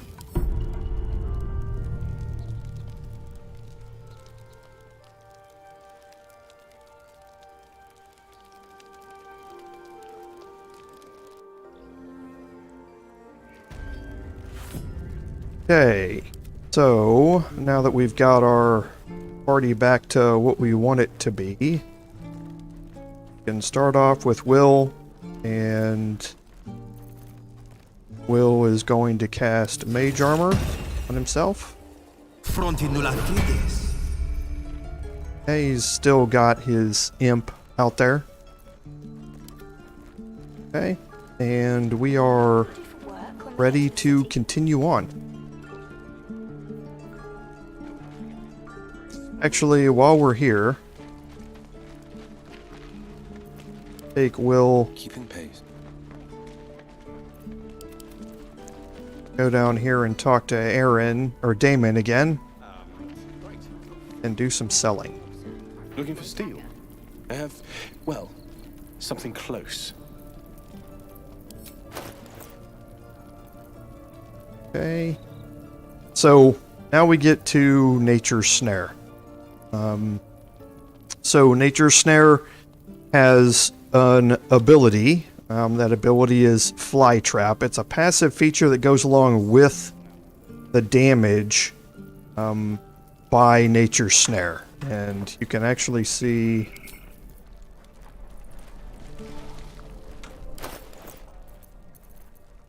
you equip it. Okay, oh. I'm wondering why he has Perform as an action.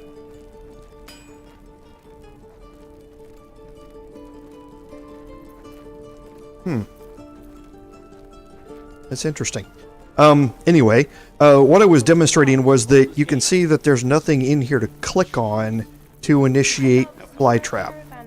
It's not like it's a spell or something that you can activate. It's a purely passive feature, and what that means is that for it to activate, you have to hit a character in melee combat with it. And then when you do that, then you have a chance to ensnare the target if it's not a plant or a beast. So it's going to work on any humanoid type or anything like that. Ensnare Yeah, it's not going to let me say what Ensnare does, but basically it lets you trap a character in place. And they have to pass a strength saving throw to get out of it to begin moving again. So it's not something that is useful on playthroughs, just because I don't normally have any of my spellcasters getting into Looking for steel. a melee situation. Something And as far as a melee weapon itself, any of my other characters that are dealing melee damage, you can pick a much better weapon to deal damage than that. So it's something that I'm going to end up selling. So we can barter, we can sell all of my wares here. He's going to give us 230, but I am also going to keep Rain Dancer, but I'm going to move Nature's Snare over there. And now I'm going to also look and see what else he has. So he's got Scale Mail +1, which is one of the, it is the best armor class for medium armor in the game. A 15, that's the same as the Githyanki half plate. You just won't be acquiring Githyanki half plate anytime soon. So Scale Mail +1 for medium armor characters, it's the best that you can get. So if you're able to wear medium armor, this is going to get you the highest armor class, which is going to be 17, assuming that you have a +2 in dexterity. So very, very useful to be able to have it. We also have a light crossbow +1, which for your simple weapon characters is the best ranged weapon that they can get. Light crossbows are not martial weapons, they're simple weapons, so anybody who has simple weapon, with their simple weapon proficiencies can utilize it. So two very, very important things here, but we can't take advantage of them, so to speak, at this point. So let's make sure there's nothing else. Okay. So with 1513, I can buy a light crossbow +1, which would be a straight upgrade in damage for some of my people. I think I'm going to try and hold off on this, though, until I get some more money and I can get maybe a couple of Scale Mail +1s to pop up here, because the armor class is much more beneficial to me than the damage output. So, looking at character sheets, Astarion is only proficient with light armor, so he can't benefit from it at all. My Barbarian can wear medium armor, and he's got a dexterity that gives him +2, so that would raise him to the maximum armor class he can get, which is 17. Right now, his armor class is 17 because he's wearing that Scale Mail +1. So if you buy another one, it can go on to Shadowheart, who is also proficient in medium armor, and that would raise hers from 18 to 19. And she's benefiting from that extra 2 because of the studded shield that she carries when she has the studded shield out and equipped. Will is also proficient only with light armor, so he's not going to get any benefit out of it. He won't be proficient with it, so he's not going to get any of the beneficiaries of that extra armor class. So, but yeah, you can see that here, simple weapons, that light crossbows, simple weapons, and everybody is proficient with all of those. So the light crossbow is for your simple weapon proficiency people, like Will. They are the best, and also Shadowheart. They are also the best long or ranged weapons that they can get currently in the game. So, okay, but for now, I think we're going to hold off on that and come back and deal with that. Is that everything? I'm just too tempted. I need a quick word. Thanks for fighting off those. My selection's pretty slim. I had to leave most of my equipment in Eltura. I'm just too tempted. So let me go to Will. For 1320, I'm gonna buy it. Okay. Now for Will, he can go ahead and equip it right now, and he can sell the short bow. But he's not going to be the one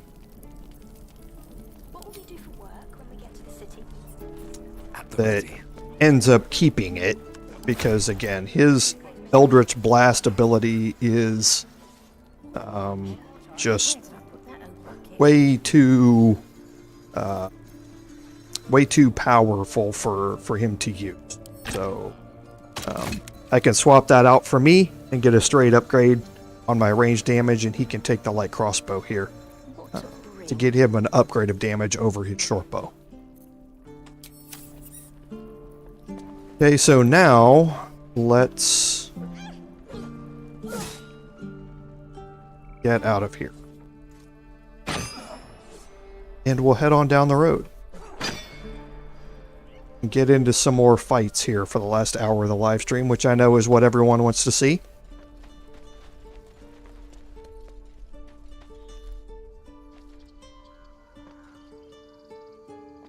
Okay, so while we're here, we can open up a little bit more of the map.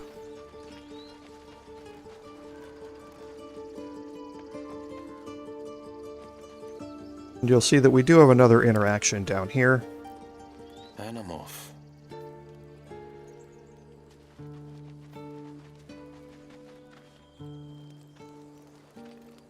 Have some respect. This really isn't the time to talk. Still upset about the attack that took place at the gate, as well they should be. Okay, we do have another interaction that we want to do around this way.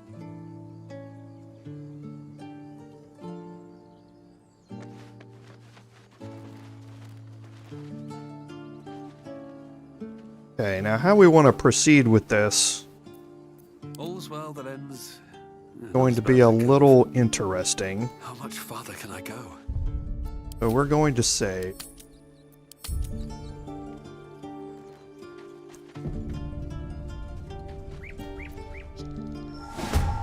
okay. So he was surprised. Yes, he was. So the only downside to this is that now everybody's kind of grouped up together. So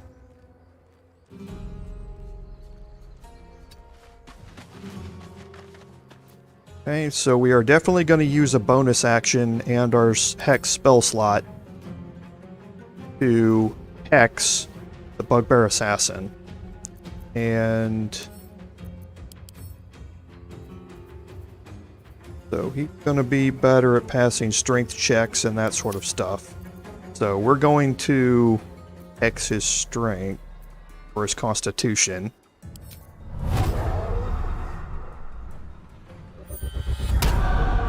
Okay, and then we're going to cast Eldritch Blast on him.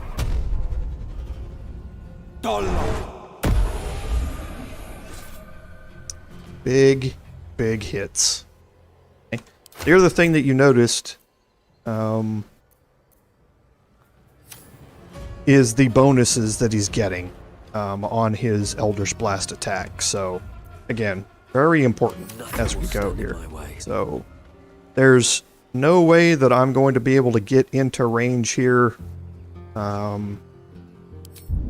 just by myself, or can I?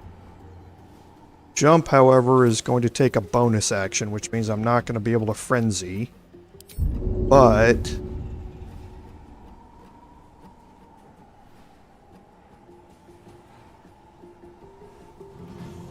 just looking to see where it starts to move him. Okay. So I can go ahead and make a reckless attack here. Time for some blood. You have good timing. Never been much of a fighter, so wrestling a bugbear would have gone poorly. But you're not here for heroics, are you? Avernus's stench is all over your skin. Let me guess. Your devil mistress sent you to get her soul coin back. Too bad. I earned it, fair and square. Okay, so I would have preferred to do this with somebody else, with Will, but Shadowheart was closer, evidently, so it defaulted to her. So the character select here doesn't work like that. It doesn't work to get somebody else into the conversation. It just allows you to take control of them and move them around while you're in the middle of that conversation. But the conversation is still with Shadowheart. So, Deception, I've got advantage on it. It's only a 5 DC, and she can add in her guidance cantrip to go along with it.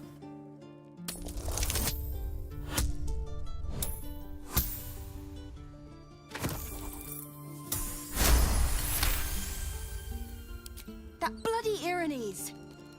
Devils just can't stand to lose. Here. Now go back to the pit that made you. Okay, so we received another soul coin. Wonder if the gods are watching me. We can go loot the assassin here.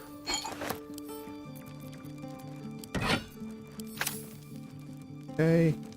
And I think you can talk to Nettie like a good again. moment to talk. Would have been breathing my last if your friend hadn't killed that bugbear. So, thank you. Not a lot of people watching my back these days. Okay, and now you can interact with the telescope. But I'm going to have Astarion do that, I think. You peer through the telescope.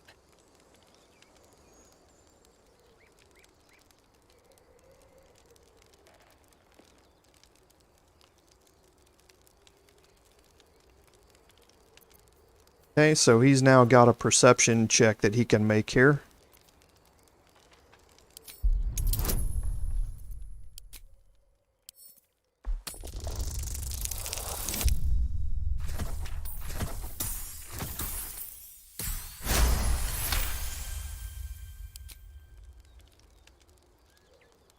You see a dragon circling like a bird of prey, hunting. The telescope points to the left.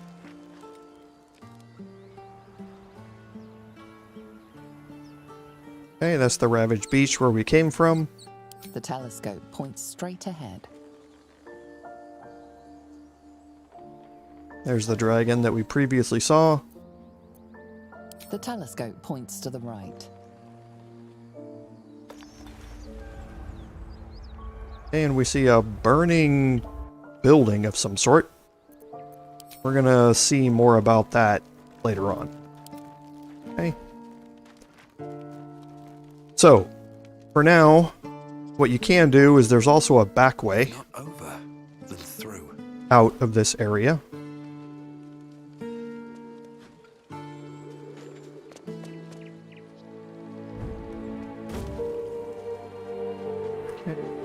Which takes you down here. You can... That's curious. Sorry, just walked right past the dirt mound. But we found it. I forget that thing is there half the time. Now there is a squirrel named Timber down here, who you can interact with if you have Speak with Animals. Just like a lot of things down here in the Grove, but I just don't. Don't have access to any of it. Did I not? Hold on. We're going to... Oh, I can't use the lever. Alright, we'll come back here and we'll deal with that down there here in a second. But yeah, it looks like on our map we didn't go over to a certain area over here. Did we not deal with the...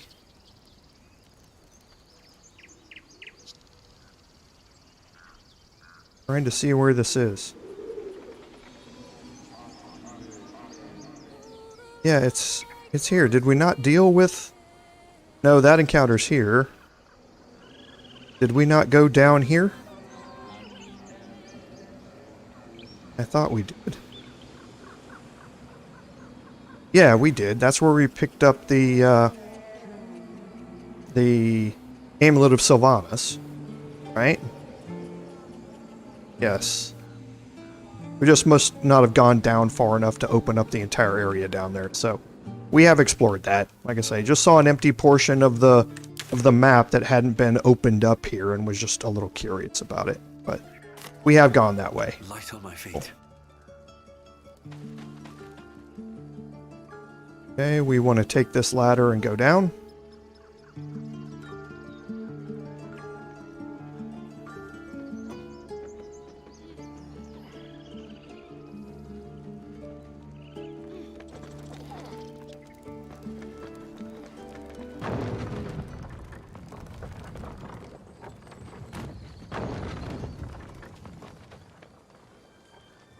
Okay, and now you can look at your map and kind of see what you're dealing with. So this area here is unexplored. So that's the area that we want to head towards. And we're going to get into an encounter down here, so we want to have Will keeping pace available to us. We got a couple of different ways that we can go around here. Here's the encounter that I was talking about. We can go and explore this way first, because this is going to open up some other things here in a little bit. Okay, and a scrap wood shield here. Strange. Dead as a door hinge, but now you're ruined. And we can loot the exsanguinated boar. It's dead. Let's go. The pig's dead, my friend. Staring at it won't bring it back. Come on. We'll never fix these brainworms if we stop and gawk at every piece of carrion you find. Okay, so we got a wisdom check here.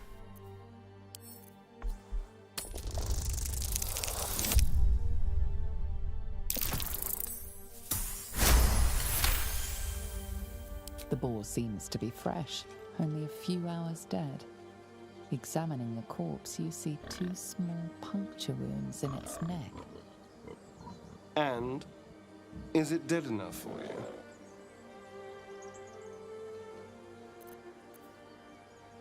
Okay, so we have some intimidation that we can talk about here, that we can go through here.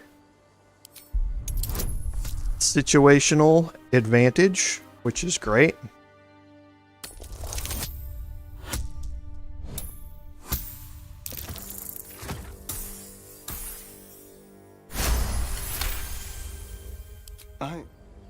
It's been drained of blood with wounds in its neck.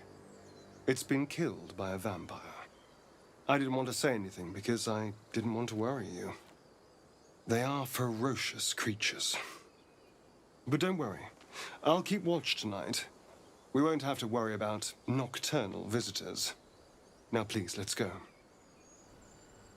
Hey, so he was quite defensive about that entire thing.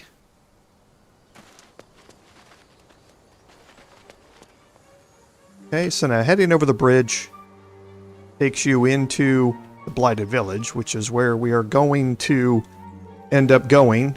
But first, we're going to go down here and deal with this encounter. Now again, we do have some twisting vines down here, which can entangle you. And it says entangled creatures cannot move. That's what I was talking about what nature's snare does with the entangle passive ability. Shite. You're a true soul. You can't die. Please, stay with us. I don't think he's conscious. Can you hear us, Ed? You, not a step closer.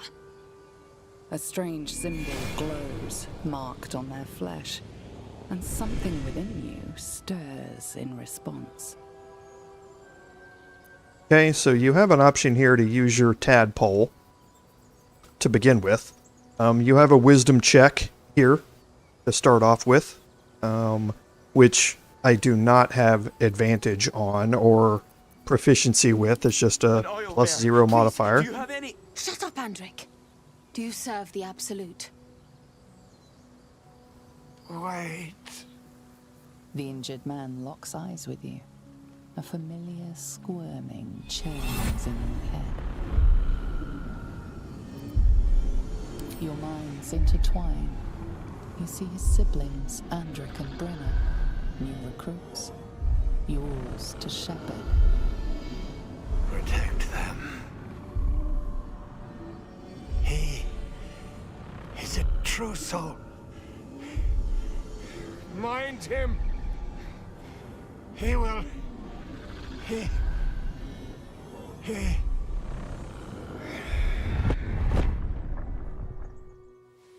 Edwin! Ed! Please! He's with the Absolute now.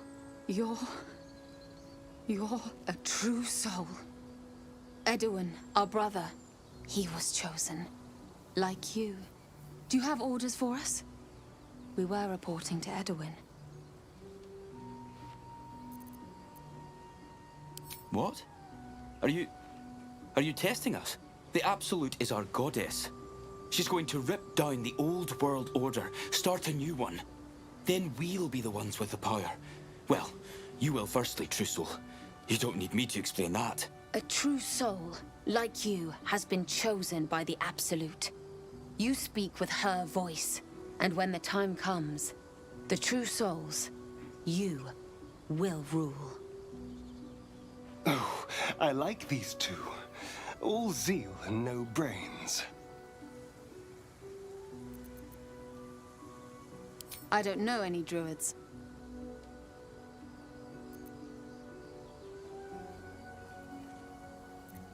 We know that all too well, sir, but the Absolute sent us here. We're looking for fugitives, survivors from that ship that crashed farther west of here.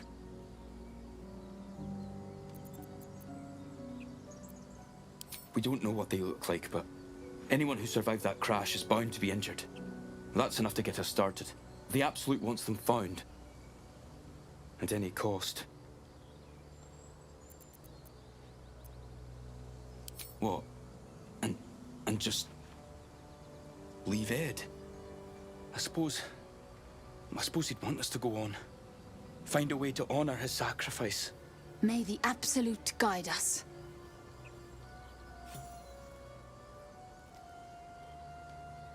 The Absolute, eh? Same name that Goblin Sazza mentioned. Sounds like trouble. Okay, so we're starting to gather more information about something called, or someone called the Absolute. Okay, bunch of camp supplies that we can send off. Which is good, because we are going to be using a lot more camp supplies. And we have the shaft of a broken spear. That's interesting. We'll send that to Dorval to carry. The man is dead, but something shifts beneath his features. A glistening tadpole emerges, slithering up past a sightless eyeball. The same as the creature behind your eye. One squeeze should do it, but you stop short. How could you think of harming something so beautiful, so pure?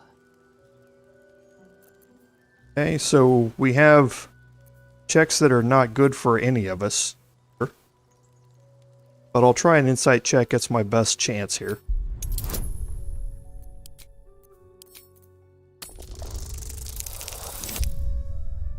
Get a 2. Got it. The tadpole plops to the ground. Now is your chance to stomp it into the dirt. But it's too precious, too sweet, isn't it? Okay. So now we again have some more checks that we can make, and it looks like our constitution is the best option here because we get a +2 from that. Because this is a 15 DC. Didn't even need it. We're rolling well today, everybody. I'm glad you're here to see it. That normally means there's going to be followed up by some horrific rolls. Your mind to your heel. You crush the tadpole into the ground and fight off the well of sorrow swelling in your chest.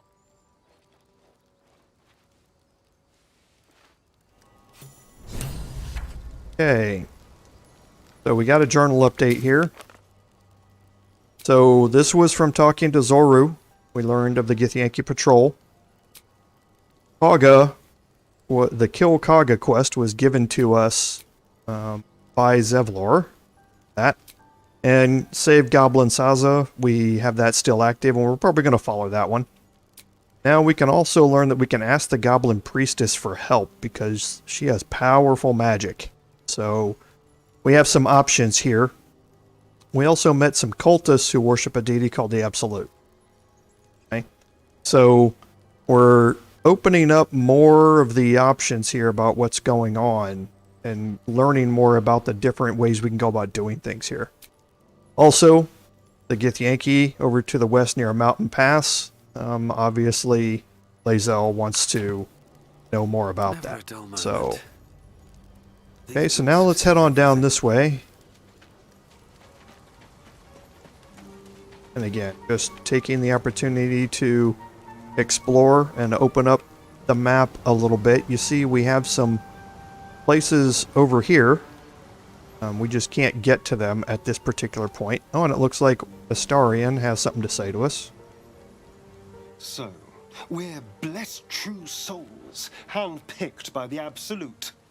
Just like their ex-brother, who, by a remarkable coincidence, also had a mind flayer worm in his skull.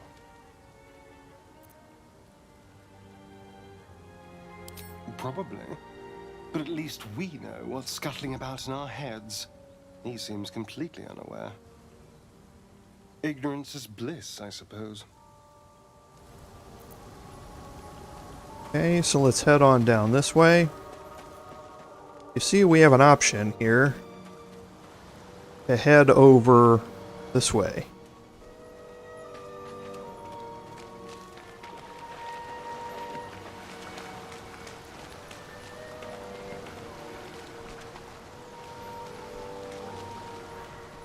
Owlbear tracks. Its nest must be nearby. Okay, so remember they were just talking about how an owlbear killed their brother, and more than likely that owlbear is inside here. We also have another way that we can go to get up here onto that area that we were just looking at previously. And for some reason, Will's imp is nowhere near us.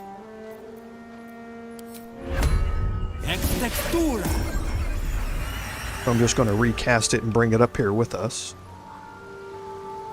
Breathe deep and move. We're going to head down this way and search out a couple of more things.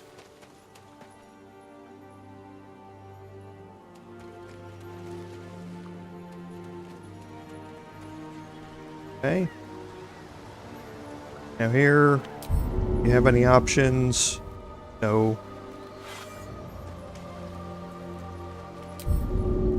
Yeah, can't make your way across there yet.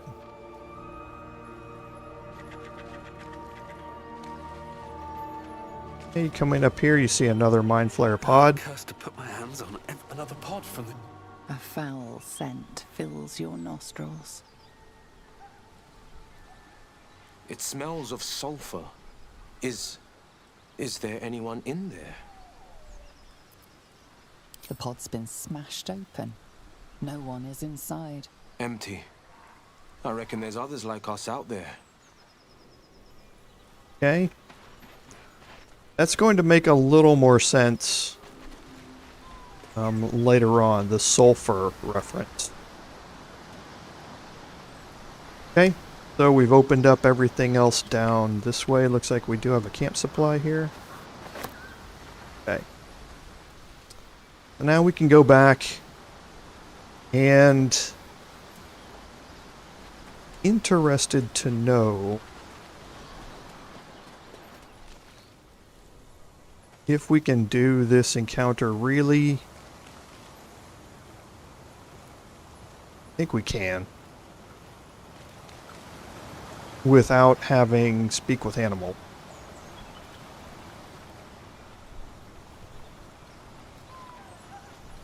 Okay, so let's go in here.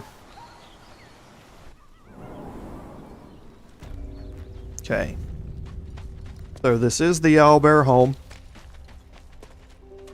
Okay, you can come out here and look. There is a skeleton here we can search first. Nothing. You can come out here and look and see this area down here. Got a statue. It's got a glowing gilded chest in it. Always interesting.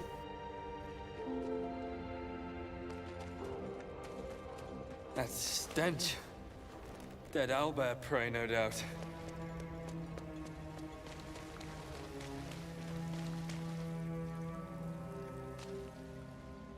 Okay, and there you can see the owlbear.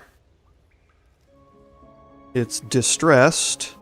It also has a cub. And there are various things around it to search, it looks like. So, what I like to do here is hide everybody. And I can take them one at a time. Off I go.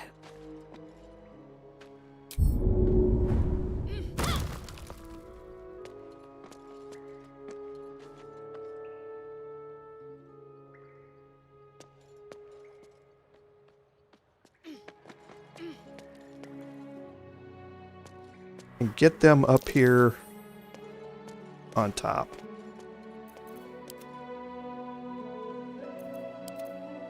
Do the same thing with Will.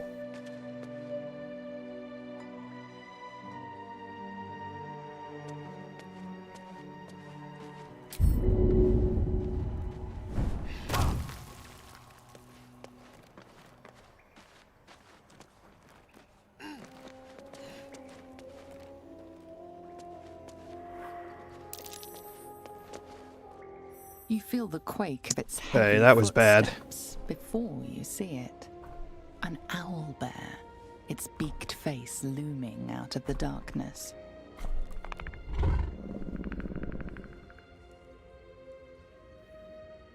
Okay. Well, I think Will's actually still moved up top. This cinematic is just using him as the character. Okay, so there's an animal handling check that goes along with this. I do have a +2 animal handling proficiency, but it's a 15 DC.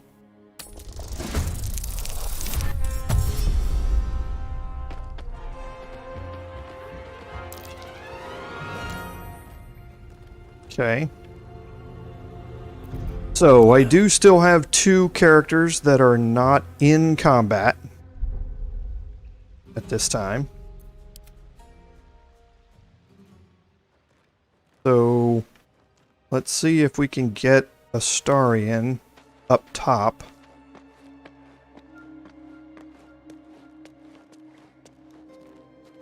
Nice and easy.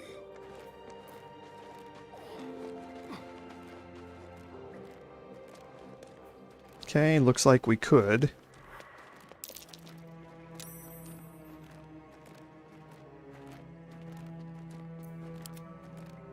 We'll move the imp away there, and now we will get our barbarian to come up behind and get into combat here.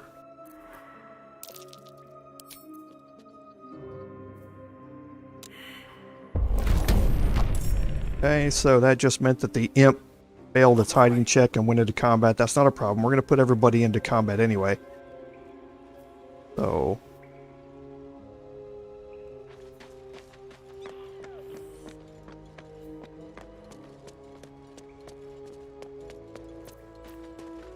okay, and we want to do a reckless attack here on the owlbear. Got advantage on the attack roll.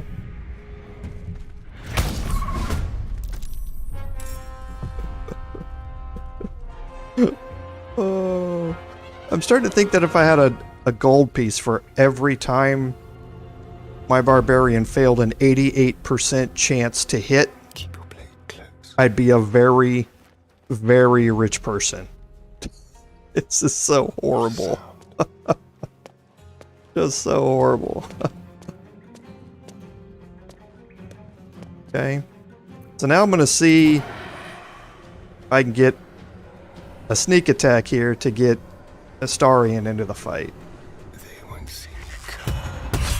Alright. Okay, so it's Will's turn here. And Will's going to reapply Hex. And... okay, so Constitution and Strength. So let's Hex.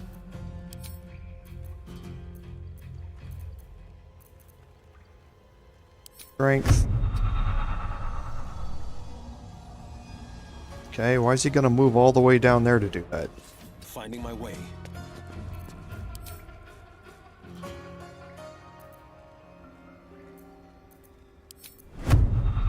Okay. There, and now cast your Elder's Blast. Okay, target is obscured.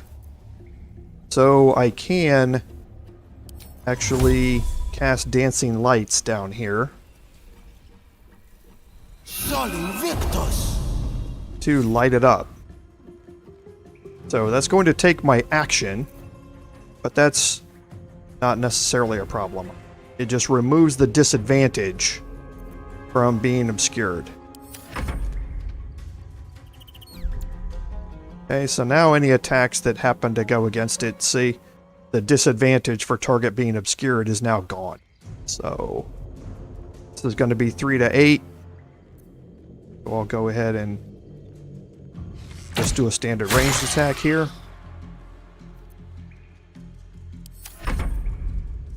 Okay. Darian. And do another sneak attack. Sneak attacks are just so powerful in this game.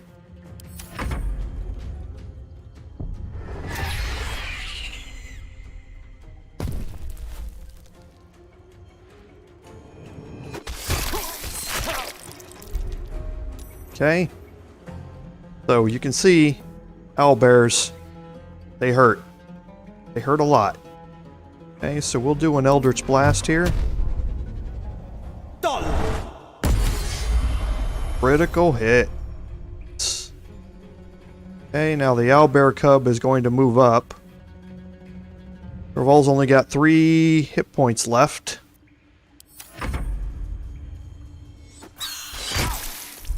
Okay, and he hit him for 2. Okay, that's fine. So what we're going to do here is we're going to fly down behind this, and we're going to get a sting off. Okay, it failed its saving throw. Okay. And now, hopefully, Raval can end this, and we're going to rage.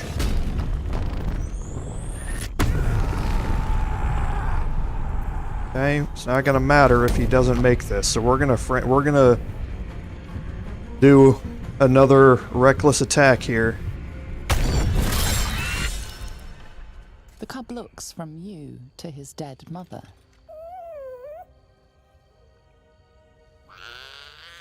A single strike will end his suffering.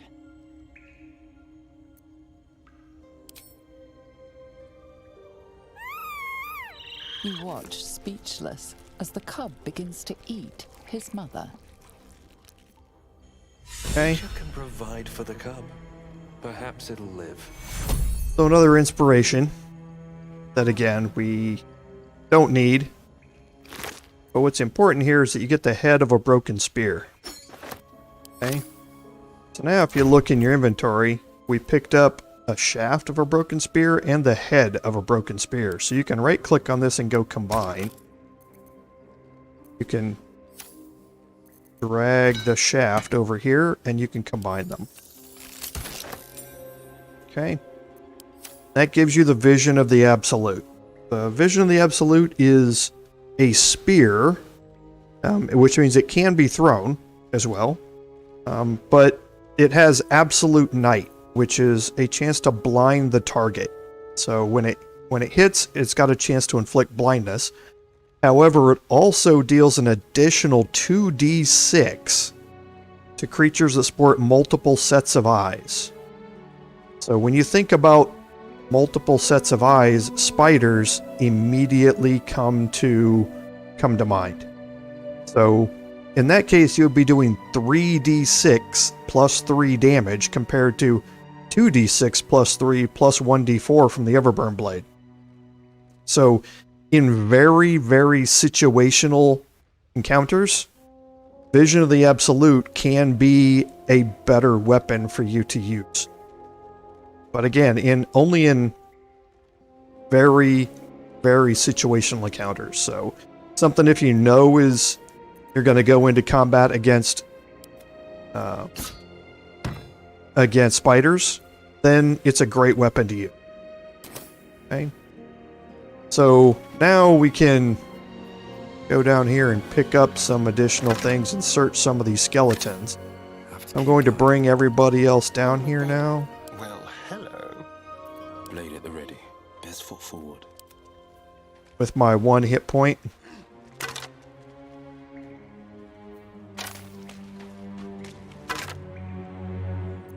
Okay, and there's a lot of searching that we can do down here.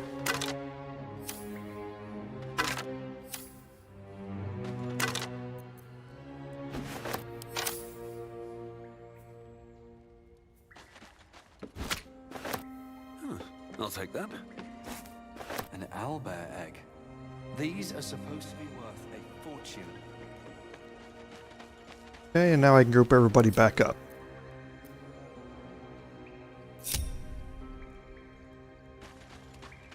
Okay, so a couple more things, and then we'll take a look at what we have here. Can't slow down.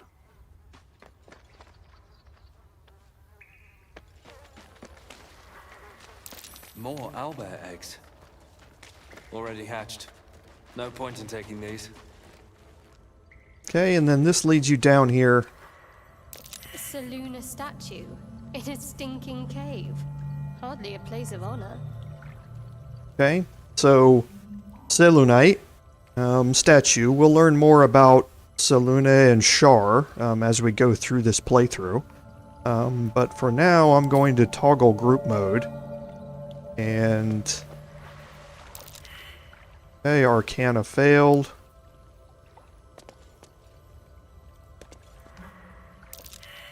Arcana failed. Let's actually have Astarion cast Guidance on Will. On my way. Arcana failed. Last chance as Will. Okay. So, failed at all. If we hold left, or we hold Alt, you can see that there are some scrolls and some potions down here.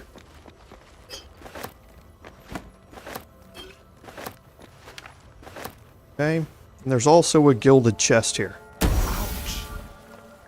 Looks like this will take some doing. Okay. So, now what we're going to do is we're going to jump across here.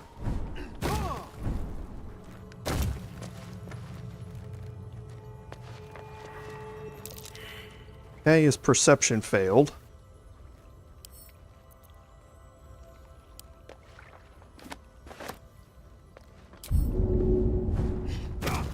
Okay, so we're going to come back over here and we're going to have Astarion try. Maya, fortune.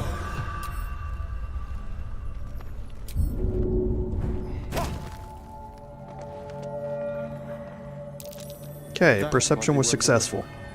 It finds a prayer sheet. Okay. A prayer to dear old Selune.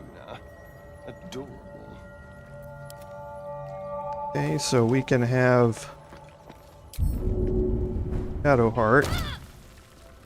come up here. We can have Astarion cast his guidance on Shadowheart. My fortune. She can come up and try and read it. Yes. Okay. Prayer and a symbol. Perhaps it does more than just flatter Selune. Okay. So that's what's important. Is that you know that that prayer sheet is more than just a prayer sheet. Okay. So now if we go open up the, or if we look at the prayer sheet. Nothing but empty words. Okay, so now if we click on the gilded chest. Okay.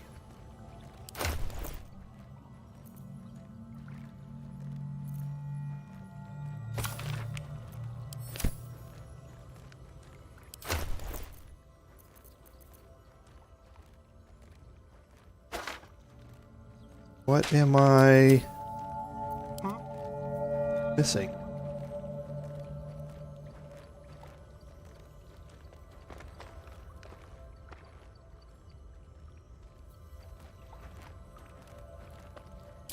I thought you had to read it right next to it.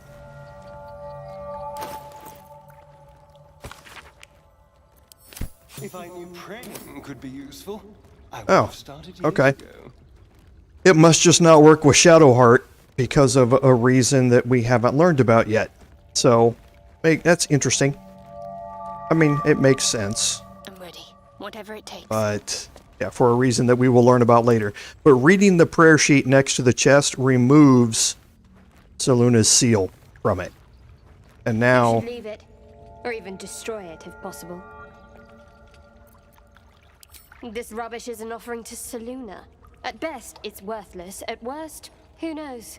Could be cursed. Do not trifle with that moon witch or her trinkets. Only trouble will follow. Okay, so we can use some Barbarian Intimidation here. It's a 15 DC. We can get, and you can see here that we're dealing with Shadowheart, so Shadowheart's guidance is not available to us. That's why having the Rusty Amulet on Astarion is so helpful, because it allows us to cast guidance in my interactions with her. Otherwise, we'd miss out on that 1d4.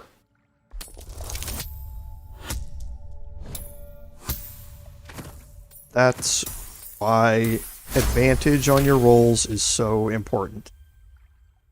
A 1 is an automatic fail. Fine. Perhaps you can sell them for a couple of coins. Okay. So now we'll have him look in it.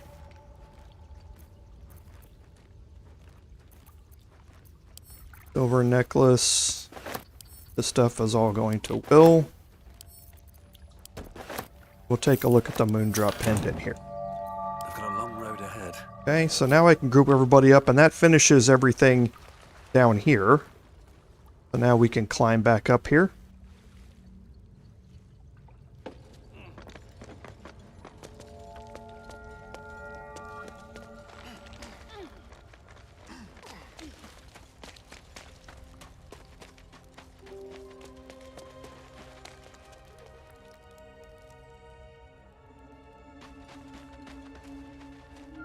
And we'll exit the cave. Okay. It's important that you leave the owlbear cub alive. You'll see, if you watch the ranger playthrough, you know why. You will see why that's important as we carry on through this gameplay as well.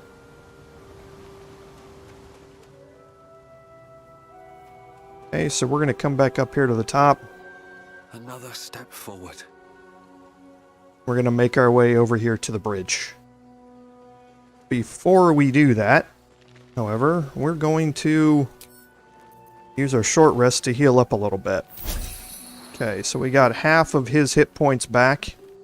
17. He does have a bunch of healing potions. Okay. And I think one more is benefited. Oh, he only rolled a 5 on that one.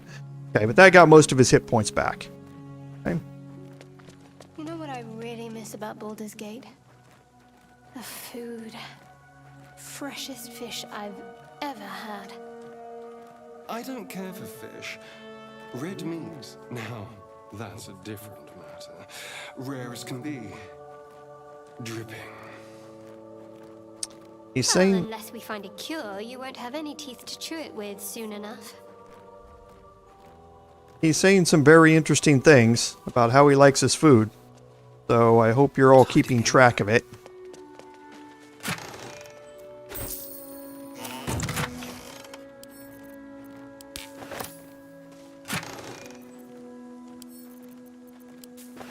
Okay, neither one of those are worth anything. We're just doing some searching here. And then we're going to deal with what we picked up in our inventory after we get up close here. Whoops, we got another chest here. Okay, so the knives, however, are expensive. Same with the plate. And the spoon as well.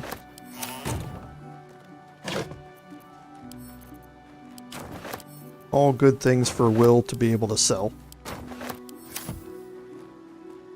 Okay. Whoops. We're also very interested in camp supplies because we're... With the Barbarian Rage ability, you're going to be going to camp quite a bit more. And with the party makeup that we have with having to swap Lae'zel in and out, again, one more thing that you want to make sure you've got enough camp supplies to be able to support stuff like that.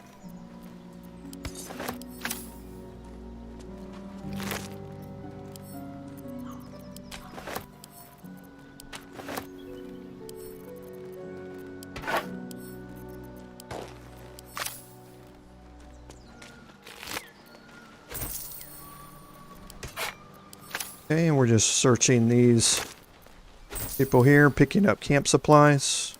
Always good, as we just talked about. Pick up that potion of healing. Until we encumber Will, we're going to be sending all the weapons and stuff like that to him. Just because he's going to be the one to sell them. Okay, so we did pick up a goblin drawing that's marked, and first we'll send this pork loin to camp here. Okay, and the goblin's drawing here, so we can read it. Okay, a goblin with sparks in its hands, a square humanoid figure, and what seems to be an elf. Each of them is wearing a simple crown. Okay. So it updates our journal. Here, there were 3 figures in a drawing we found. The goblins must have more than one leader. Very, very true. Okay, now we can send that over to Will. Okay, we're almost done searching here. You can look and see that this continues on down into another area down here, which we will be exploring. We have another dead tiefling here we can search. Okay, and it looks like we failed our perceptions here. So it looks like Astarion might be the only one who has a chance to do this perception check left. So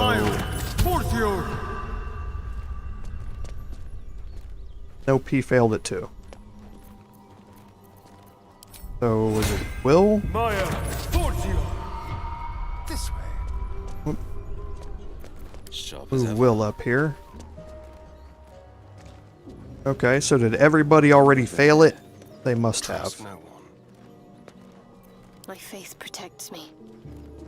Yeah. I thought I only saw 3, but it looks like everybody failed their perception check there. We'll find out more about what that is here in a little bit. Okay, now again opening up some areas of the map here. A hero at heart. Best foot forward. And again, not having speak with animals.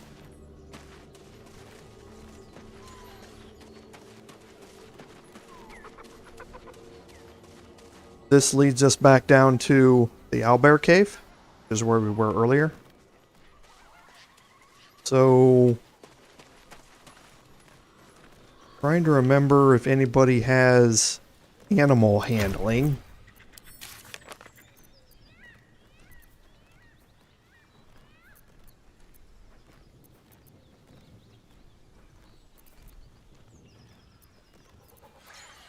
Okay, I don't.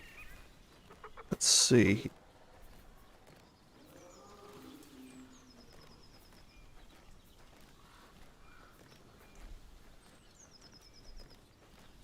So, surviving unusual hazards in the wild.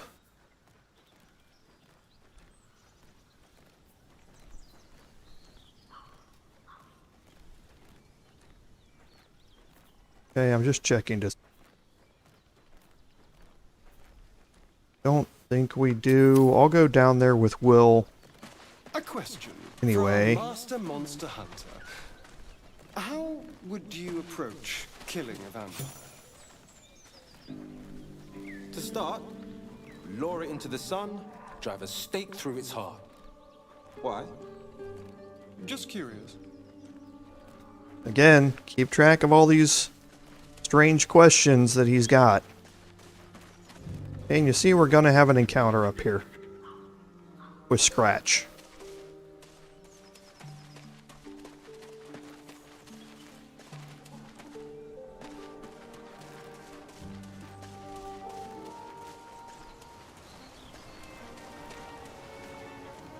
And again, just opening up the map here.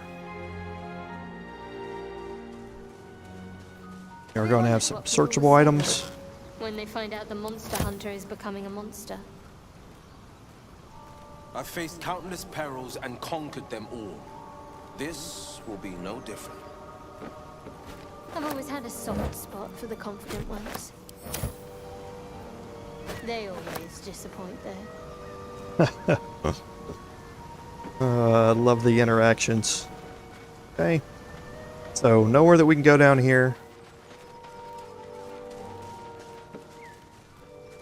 Okay, we have some mushrooms on the ground over here. On the tree stump, rather.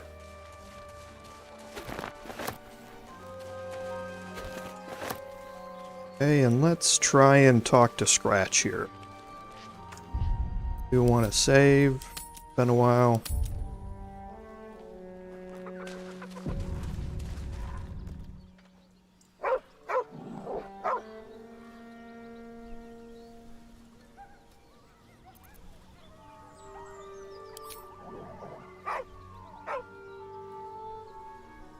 Okay, so we do have an animal handling, which we do have a +2. So Will does do animal handling, which is what we wanted to see. But we also have intimidation, which is going to give us a +5. So I think that's the way we want to go here.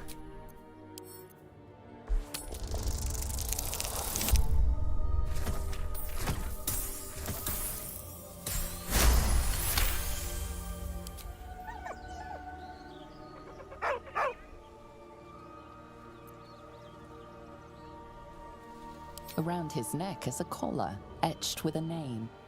Scratch. With a deep, heartbroken whine, the dog bows his head.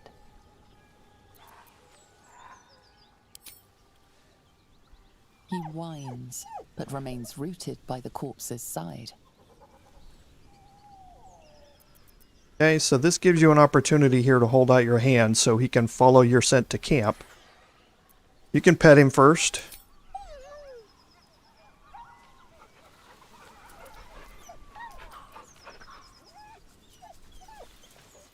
Okay. Got his dog tail wagging. Now you can hold out your hand. Okay. So Scratch is going to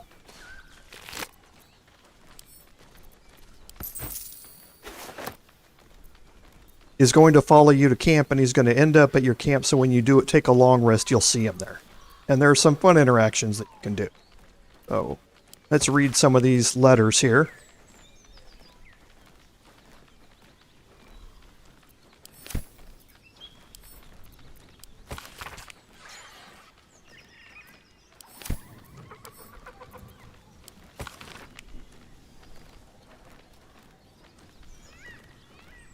Okay, now this one's interesting. If you want the debt paid, you'll have to trust me and collect it yourself. Go to the graveyard and look for where an M. Kerwin is buried. Get digging, you'll find enough valuables to settle matters between us. So this was a postman of some sort who was delivering these notes, and reading them gives you clues about, possible future areas to go look through that are going to open up in the full version of the game. We can't get to Baldur's Gate in early access, of course, but it's going to open up future things that if you don't read stuff like that, you might not know that there's treasure waiting to be had. So, okay, so looking down this way,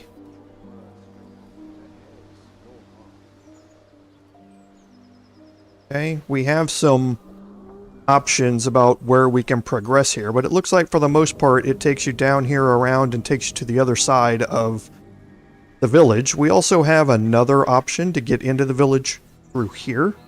You can see that you can climb up and come in this way, and all of this is going to become very important as we enter into the Blighted Village, and we are going to do that next week. We are going to start off our live stream entering into the Blighted Village and trying our best to clear out as much of it as we can during the entire live stream. So there's a lot here. I don't want to jump into it with just a little bit time left in the stream and have it get cut off. It's just not worth it. So we'll end the stream just a couple of minutes early and start off with some action next time and jump right into it that way. So, again, I'd like to thank everyone for joining me today. Without your support, none of this would be possible. This is Commander Jorval saying, until next time, fare thee well.